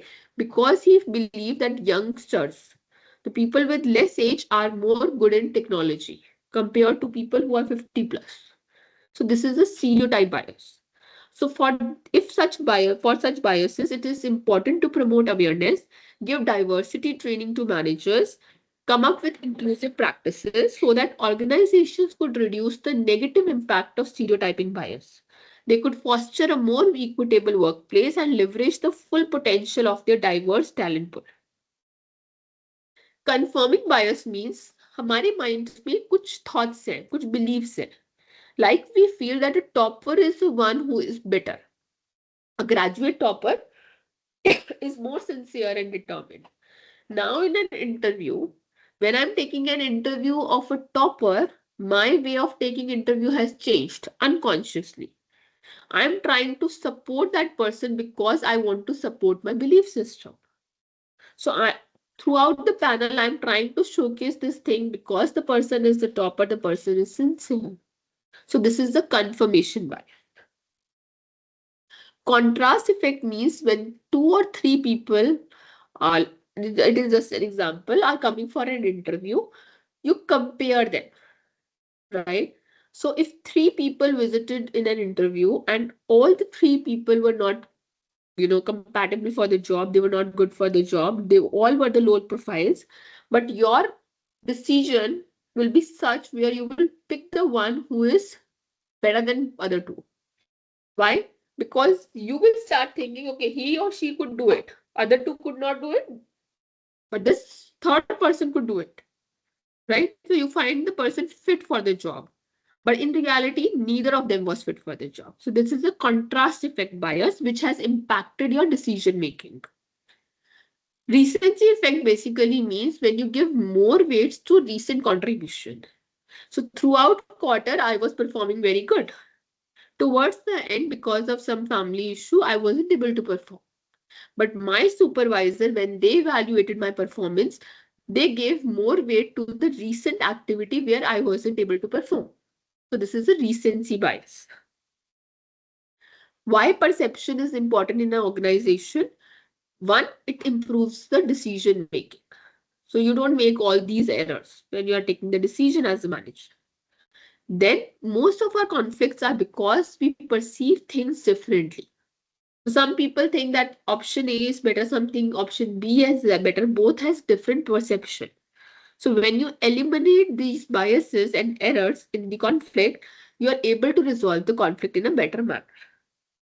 Then why it helps in leading? Because what a leader needs. Who is a leader? who has followers. And what followers feel? Followers perceive that leader is capable of leading. So it is the perception of followers that makes a leader a leader. So when you want to become a leader, you need to create a positive perception in the mind of followers. Engagement. So if I perceive my job is right, my task is right, my organization is right, I will be able to perform better. I will be more engaged, right? Also, it is a shared perception. If everyone in the organization will think that manager is good, or everyone is going to think that manager is autocratic, he is not, he or she is not good, then either of the case, the cohesive culture of the organization will be impacted. As I have mentioned previously, recruitment process is impacted by hello और horn effect के कारण impact हो सकता है. Performance evaluation is impacted maybe because of the recency effect, right? Then your communication and teamwork is impacted because of perception. Last is ethnic profile. So when you single out a group because of the stereotype bias, it is ethically incorrect. So you just left 50 plus people aside, or you left females aside, maybe people belonging to some particular ethnic group side, single them out in the board meeting, then this is ethically incorrect. It should not be accepted. Now, how perception is linked with individual decision making? I'm going to cover up the base. Rest, I will be covering up the techniques in the decision making unit. So, decision making is a cognitive process where a manager tends to interpret the given information. So, two managers could evaluate the same employees differently. One could say, yes, the person should be given promotion, and other could decline, no, no, no, promotion should not be given to this person. So, individual perception is impacting the manager's decision. Similarly, there is a lot of influence of the biases. For example, you want to confirm certain information to just confirm your pre-existing belief, confirmation bias, or too heavily we rely on first information that we have encountered, that is anchoring bias, or we single out a group because of the stereotyping bias. So all these biases are impacting our decisions. Thirdly, perception is also impacting how we perceive the risk associated with particular decision. So if I give you two projects, two different managers are going to assign different weights for the risk to do two projects. Someone will say that A is risky, more risky or less risky. So how much risk is associated with a particular decision is also different from person to person. Last, employee perception of the organization norms, values shapes the culture of the organization. Individual decision making में two concepts we will be getting into detail when we will be doing decision making topic. One is rational decision making and second is bounded rationality. So rational decision making assumes that manager makes decision based on available information and all the information is available to them. So they will look into all the pros and cons of all the information that is with them, and then they will come up with the best decision, that is rational decision making. But Herbert Simon said, no, rational decision making is something that is not realistic. In reality, decision maker operates in constraint. So we don't have that much time, that much information, that much cognitive ability to look for everything, every piece of information.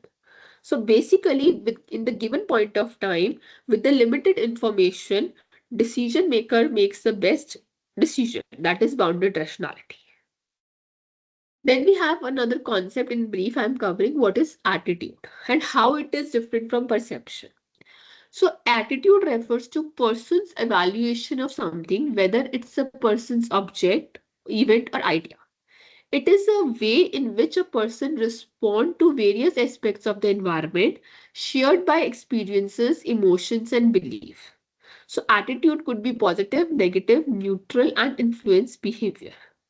So components of attitude includes three: cognitive, affective, and behavioral.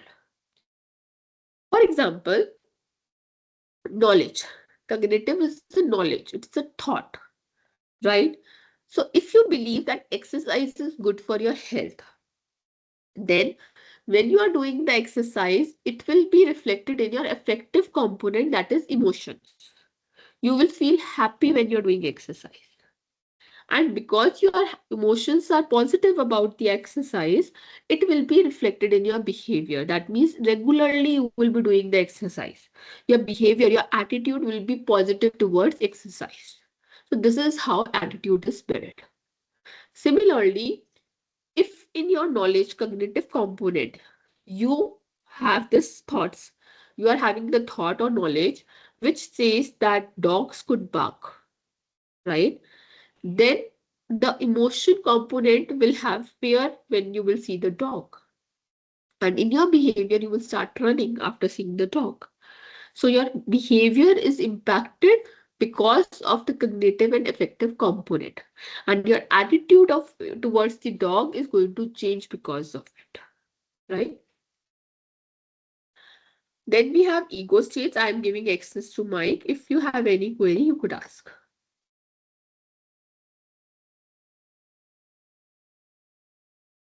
Yes, please. Any query, any question? Should I move to the next unit? Ma'am attitude का मतलब समझा हिंदी में। Attitude के 3 components होते हैं। Attitude ठीक है? का मतलब मैम, खाली एटीट्यूड का मतलब जो डेफिनेशन आपने समझाई, डेफिनेशन का मतलब बता दो मीनिंग क्या है वो। एटीट्यूड की डेफिनेशन का मीनिंग बता दूं? This is what you are saying? हाँ जी, हाँ जी। ठीक है? Okay. My screen is visible? हाँ जी। देखो, attitude basically means a refers to person's evaluation of something. इसका मतलब it is a way you think or feel about something. अब वो फीलिंग आपकी एक पर्सन की तरफ भी हो सकती है, किसी ऑब्जेक्ट की तरफ भी हो सकती है, किसी आइडिया की तरफ भी हो सकती है, किसी इवेंट की तरफ भी हो सकती है, right?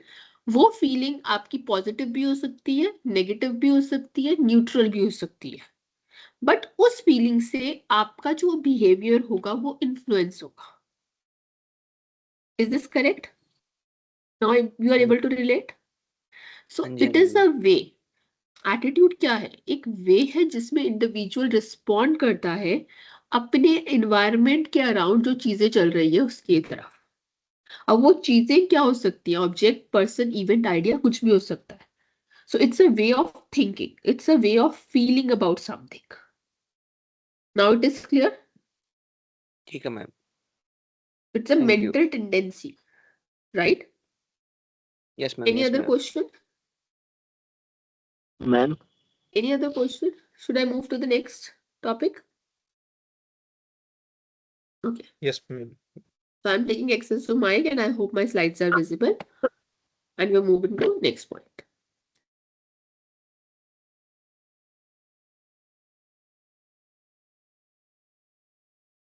Okay.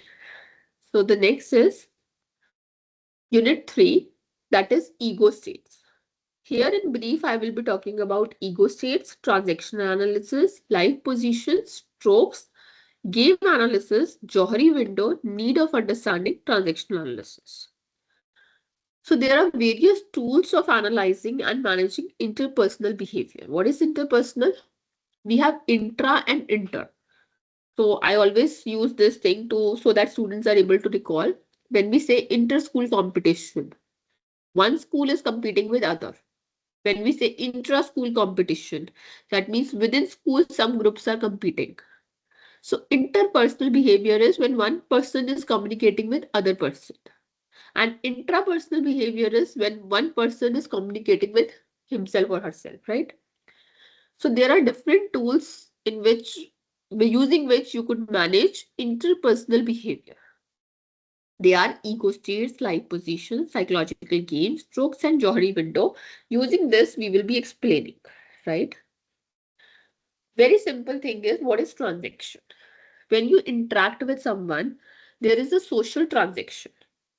One person is going to give you the response and other person is going to say something, right? Like this it happens. So there are two components. One is transaction stimulus, second is transaction response.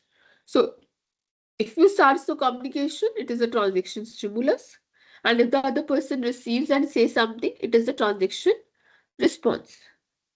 So it is based on the Sigmund Freud's psychometric theory of childhood experiences in the late 1950s.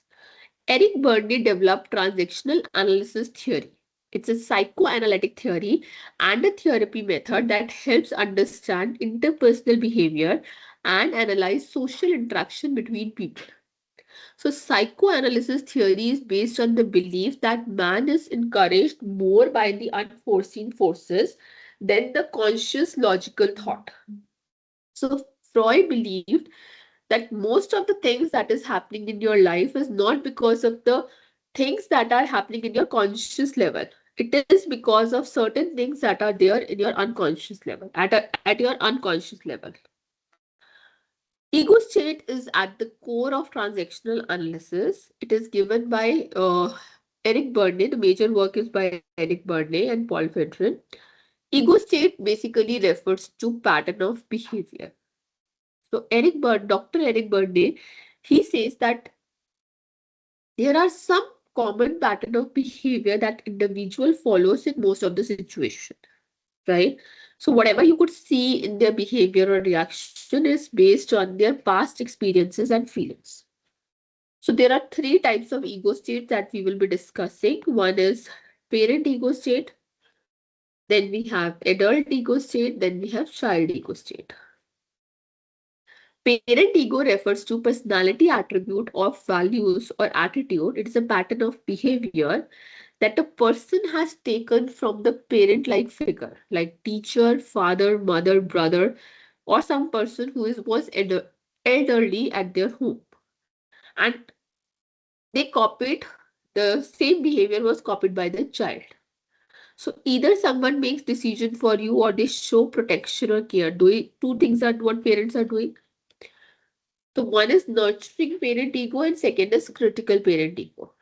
So there are certain people, here we are not talking about parent or child, we are talking about employees who are working in the organization. Some employees shows nurturing parent ego. That means they show empathy, they show comfort, they show protection towards other. For example, they always say, what can I do to help you? So parents are there to help us, right? Some people in the organization show critical parent ego. That means they blame. They give unconstructive criticism. And they always respond with should or would. You must submit your assignment by evening. It is more like giving an order. So it's a critical parent ego state using through which a person is speaking. Then we have adult ego state. So how are adults? They behave more logical, problem solving, rational decision maker. So logical thinking, thoughtful conversation and factual discussions are the cornerstones of adult ego state, and it is from the facts, not feelings and emotions. Last, we have child ego state. So how child behaves? Spontaneous, suddenly impulsive, very creative, very emotional. So we have happy child and a destructive child, two categories. So again, we are not talking about a child, we are talking about employees who are working in the organization. So people operating in this state act emotionally and make impulsive decisions. So people or employees with parent ego are always seen in the organization talking about rules, do's, don'ts, demonstrating, teaching, and truths. People operating from adult ego in the organization are seen talking about rationality. They are figuring it out, estimating, evaluating. And the people or employees in the organization who works with child ego, they are more creative. They are very emotional. They are very spontaneous and impulsive. Now there are various types of transaction. So left hand side, you could see that this is person one, parent, adult, child ego. This is person two, parent, adult, child ego. Three types of ego states are there, right? So stimulus is when one person one, give me 1 minute, when the person one communicates with the person number two. So it's a stimulus that they are passing. And what kind of response they are getting is R. So this is how this diagram works. Now, transaction is not only verbal. Stimulus or response is not only verbal. It is also non-verbal. Body language, face expression, what all you are doing, that all is added into a transaction. And transactions are from interactions that develop early in life, right? Depending upon different ego states, a person could involved in various transactions, which could be either complementary, non-complementary, ulterior, and gallows. Complementary transactions are the most appropriate healthy transactions that indicate healthy human relationships. So they are effective, complete communication.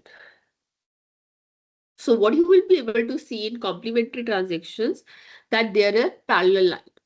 So this both the lines are parallel. And when the lines will be conflicting, that means they will be crossing each other. We call those transactions as non-complementary transactions. First, we will be discussing the 8 complementary transactions. First one is adult to adult transaction. It is the most satisfactory transaction. It involves rational, logical, and objective decisions. It is the best type of communication where the conflicts will be minimum. For example, have you finished your job? Supervisor is asking. Rational question. Employee saying, yes, sir, I finished it long back and it has already been delivered to assembly session. Again, very logical answer. So, no conflict, adult to adult ego state, adult to adult transaction. Then we have adult to parent transaction. So, if it is coming from the nurturing parent ego, communication will be smooth. If it is coming from a critical parent ego state, then it will be little bit, we could see a little bit conflict. For example, employee saying, have you seen my file? Rational question, right? Adult to parent. And employee was saying, no, but I can help you find it. So it is a nurturing parent ego state, no conflict. Third is adult to child. This transaction, complementary, no conflict, but generally not seen in work premises. Why? For example, employee X says, how are you? And employee Y responds, oh, thanks for asking, I am doing great. So it is a kiddish behavior, so not accepted in the organization. Though communication will be successful. Then we have parent to parent ego state. So if a manager uses reward, criticism, and rules, then we call it parent to parent transaction. The transaction can be beneficial if the employee supports the other person. Otherwise, two will get into a competition and both will try to push their own ideas. For example, supervisor is saying you must not unnecessarily experiment with things. So he is telling do's and don'ts. So it's a parent ego state. Subordinate is saying great things don't happen without experiments. So he is also telling do's and don'ts, again parent ego state. 1 minute. Give me 1 minute.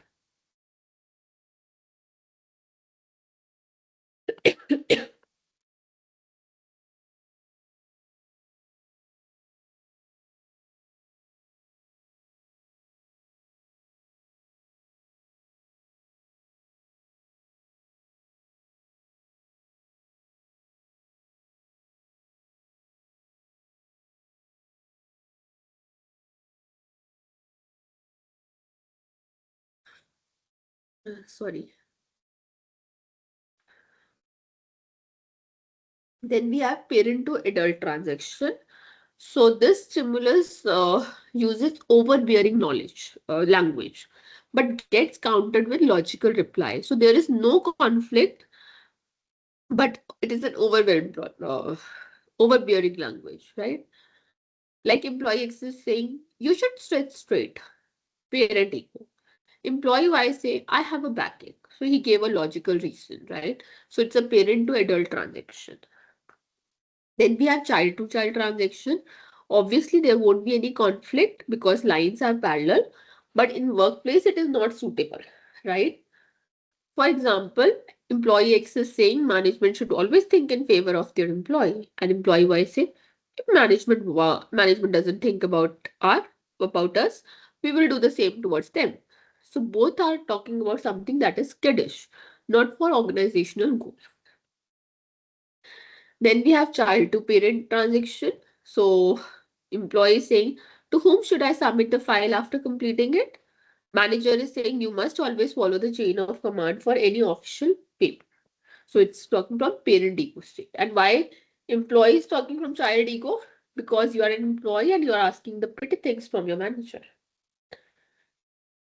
Parent to child. So in short run, there won't be any conflict, but in long run, employee won't be able to develop. He will remain underdeveloped. For example, employee X is saying, I am feeling under the weather today. I must go and see doctor. And employee Y is saying, oh, I will take care of you. So in organizations, you could not have that kind of emotion. So there is no conflict though, but in long run, it is not a good way of having transactions. Then we have non-complementary or cross transactions. They occur when the person who initiates a transaction does not get the response from the expected ego state. Give me 1 minute.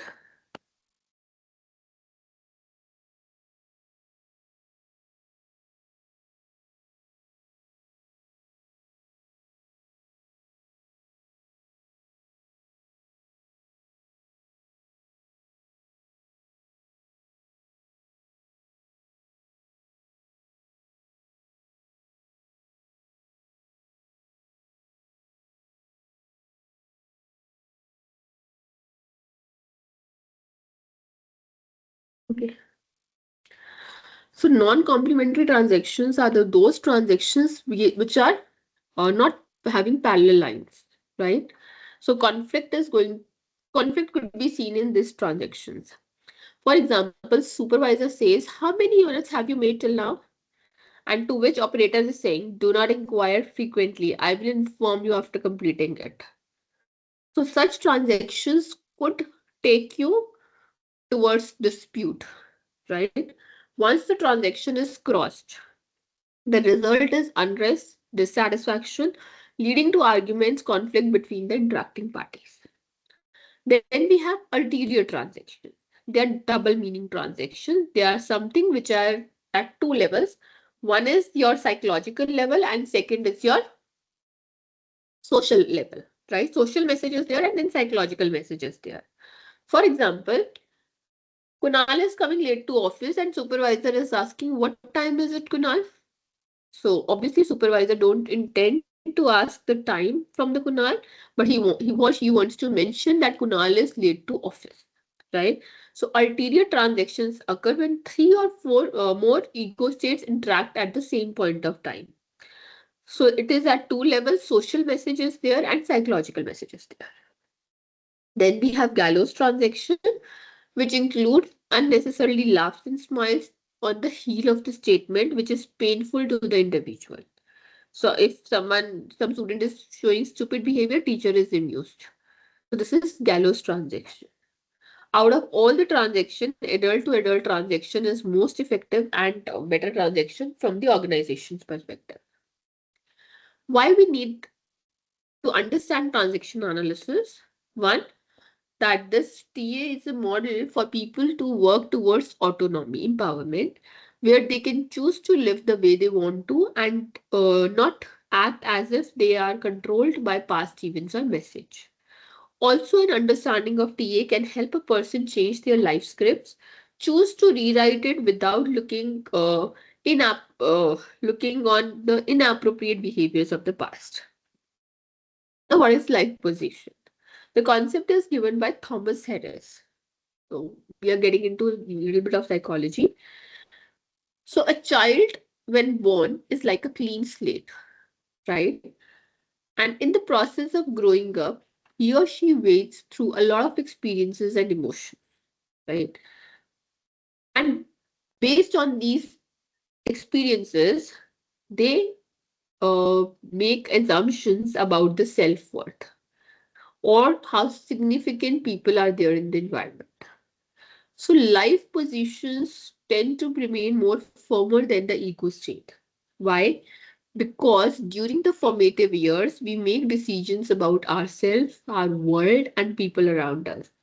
And these decisions get built upon based on various strokes or acknowledgement that we get from our parents and primary caregiver. So one life position get decided, it derives our pattern of thoughts, emotions, and behavior. So the positions are required very clearly, that is the childhood, and stay throughout our life, right? Because these positions are developing our individual perception, which could be positive or negative. So in life position given by Thomas Harris, we have 4 quadrants. First quadrant explains that I am okay, I am not okay. And second is explaining you are okay and you are not okay, right?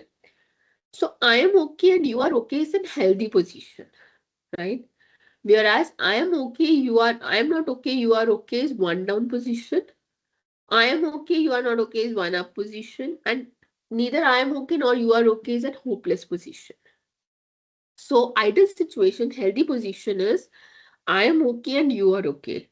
Here the manager working in this position, he feels comfortable delegating authority. वो easily delegate कर देता है authority. Why? Because he feel other person is okay. As they have confidence in themselves and also their subordinates. So this position is based on adult ego state. Whereas a position where a person feels that I am okay, but you are not okay. So here for the manager, delegation becomes challenging. He feels if he is going to delegate some task to someone else, it is a threat because he's or she is unable to trust others. So these are the individual who possesses a rebellious child ego, right? Then we have I am not okay, but you are okay, right? A person who feels that they are not okay, they feels less power or less, right? So manager working in this positions are unpredictable, very erratic. They use their bad feelings for making excuse about everything that is happening around them. And last are the people who feel neither they are okay nor others are okay. So for them, delegating the authority, making the decisions, taking the decision in the first place itself becomes very difficult because they are uninterested, hopeless, frustrated. They don't feel they are okay. They don't feel others are okay, right? So the best position is obviously I am okay and you are okay because it is healthy acceptance of self. It demonstrates respect for others, likely to result in better communication.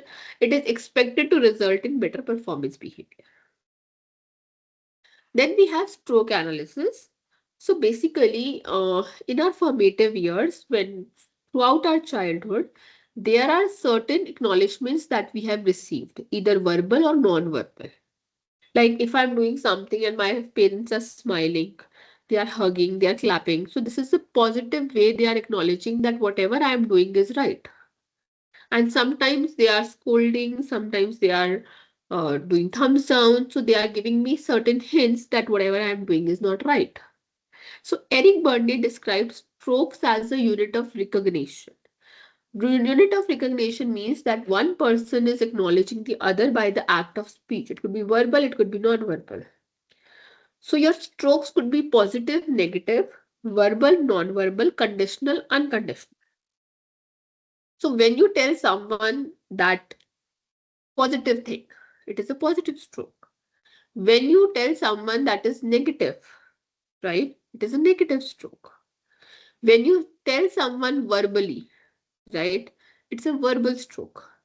And when through actions like thumbs up, thumb down, maybe you're patting their back, all these are the way of giving or acknowledging a person, recognizing a person through a non-verbal stroke.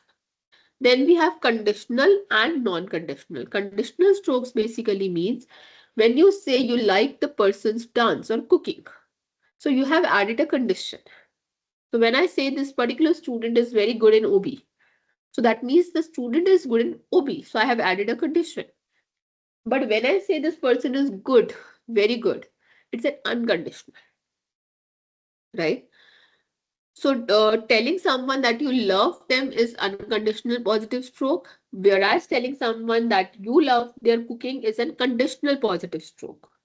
Throughout life, this communication develops our personality, informs our sense of self-worth, and defines our belief in ourselves and the world and others. Depending upon the type of strokes that we have received before our adulthood, we end up in one of the life positions, like I am okay, you are okay, and others.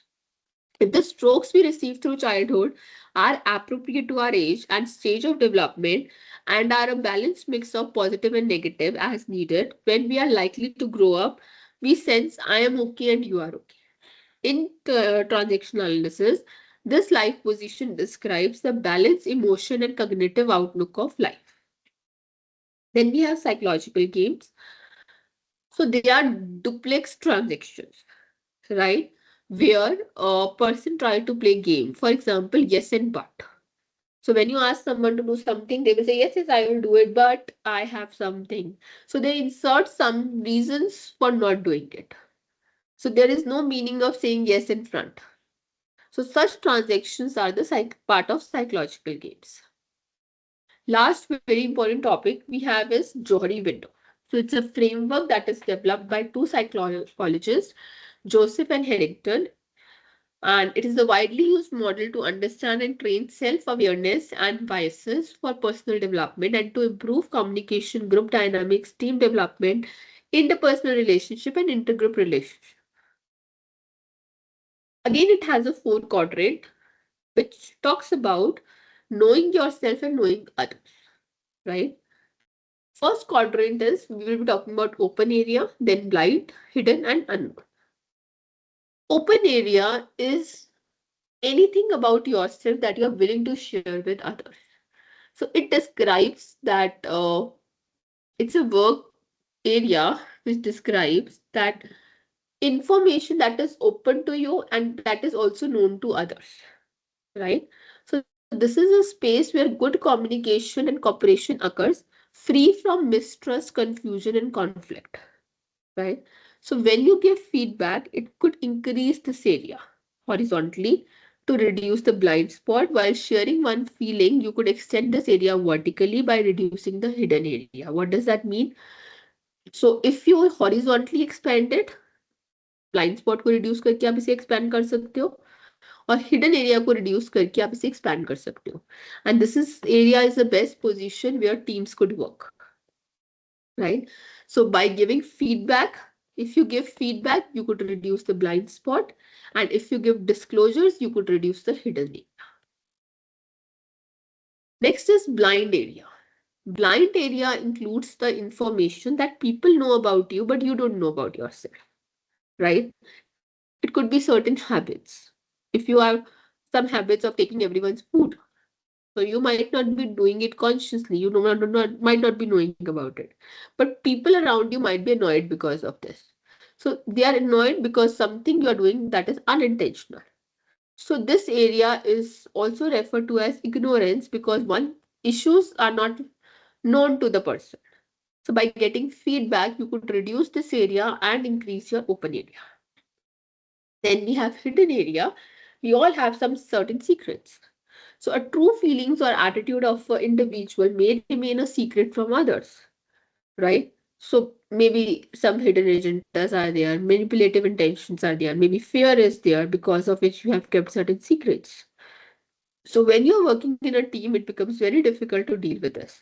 So individuals who are reluctant to share information may affect their relationship. So by disclosure, disclosing information, you could reduce the hidden area.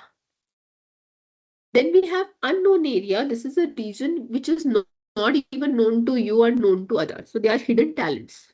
So it's a subconscious information. You don't know that you are good at, AI or maybe some other talent. Even others are not knowing it. So by exploring yourself, you could have an understanding of those potential areas. So in jury window, there are two interpersonal processes which works. One is disclosure, second is feedback. So if you use disclosure and feedback, you are able to redistribute the awareness and you are able to change the size of four quadrants. How? You could reduce your hidden self by disclosing information. You could reduce your blind area by giving or seeking feedback from others. The extent to which individual discloses personal feeling and information must always be at the individual's discretion. Organization culture and working atmosphere significantly influence team members' preparedness to disclose their hidden selves. The jury window serves as an essential tool to analyze employees' potential, work and organizational relation, and improve the team performance. Feedback could reduce the blind area and moving out of your comfort zone. If you are able to decrease your unknown area, that is again possible. Innovation leads to learning, and learning contributes to the growth and development. Therefore, the organization must explore new possibilities or diversify into new products and means of production through proper research and development to increase market share and profitability. So they are just trying to tell you that even at an organizational level also, we have certain unknown areas. So companies should explore it. Same thing, I won't be repeating it. I've already done it. So we could start with unit 4. I'm giving you access to mic. If you have any queries, you could ask.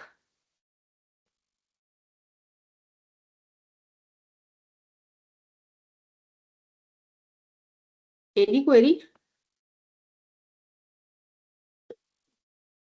Yes, anyone has any query? Ma'am, I want Should I to move to ask the next about unit? the types of stocks. Could you please repeat it again? Types of stock in 1 and 2 Types of minutes. strokes? Yeah. Okay. Types of strokes basically means stroke क्या होता है? It's a unit of recognition. ठीक है? Unit of recognition. So, if I say you are good, I give you positive feedback. तो मैं आपको unit of recognition कैसे दे रही हूँ? Positive. So it's a positive stroke. If whatever you are doing, I am saying no, सही नहीं किया, this is wrong, that is wrong, this is a negative stroke. So my unit of recognition is negative. Then we have verbal stroke and non-verbal stroke. So when I'm using words and I'm telling you good or bad, positive or negative, it's a verbal stroke. But when I'm through my body language, body gestures, maybe I'm patting at your back, all these are non-verbal strokes. Then they are conditional and unconditional. For example, I say, I like your dancing, I like your cooking. So I have added a condition. So cooking to I like, otherwise I don't like you. That is also a possibility now. So I like cooking, I like your dancing. That is the condition that we have added. And when we say that I like everything about that person, it's an unconditional stroke. Now it is clear? Yes, it's clear, ma'am. Thank you so much. Ma'am, Okay. ma'am, Yes. ma'am, Yes. what is the meaning of hidden area and unknown area? Hidden area basically means there are certain things that we don't know about ourselves, but people know about us. For example, some people have certain bad habits, like they call at night also at Eh, workplace. ठीक है? वो किसी भी employ को night में call कर लेते हैं, लंबी लंबी बात करते रहते हैं. Other people might not be liking this, but the person is not doing it intentionally. उनको नहीं feel हो रहा कि they are doing something wrong. So this is a hidden area that they don't know that this is wrong. Or maybe they're poking their nose every time, but they don't know. Unconsciously they are doing. So this is a hidden area. So when you Yes, take feedback from others, you are able to reduce your hidden area. Is it clear now? yes, Anything else?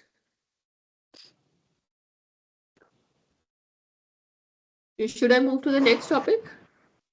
Yes, ma'am. Ma'am, Yes. can we have a break? Okay, we can take 15 minutes break, but not beyond that because we have only completed unit 3. We are left with remaining 9 units, you know. So you Okay. just computed 6 more units are left. Okay, thank you, ma'am. Okay, so we will be having 15 minutes break. I will be starting around 1:32. Okay, okay.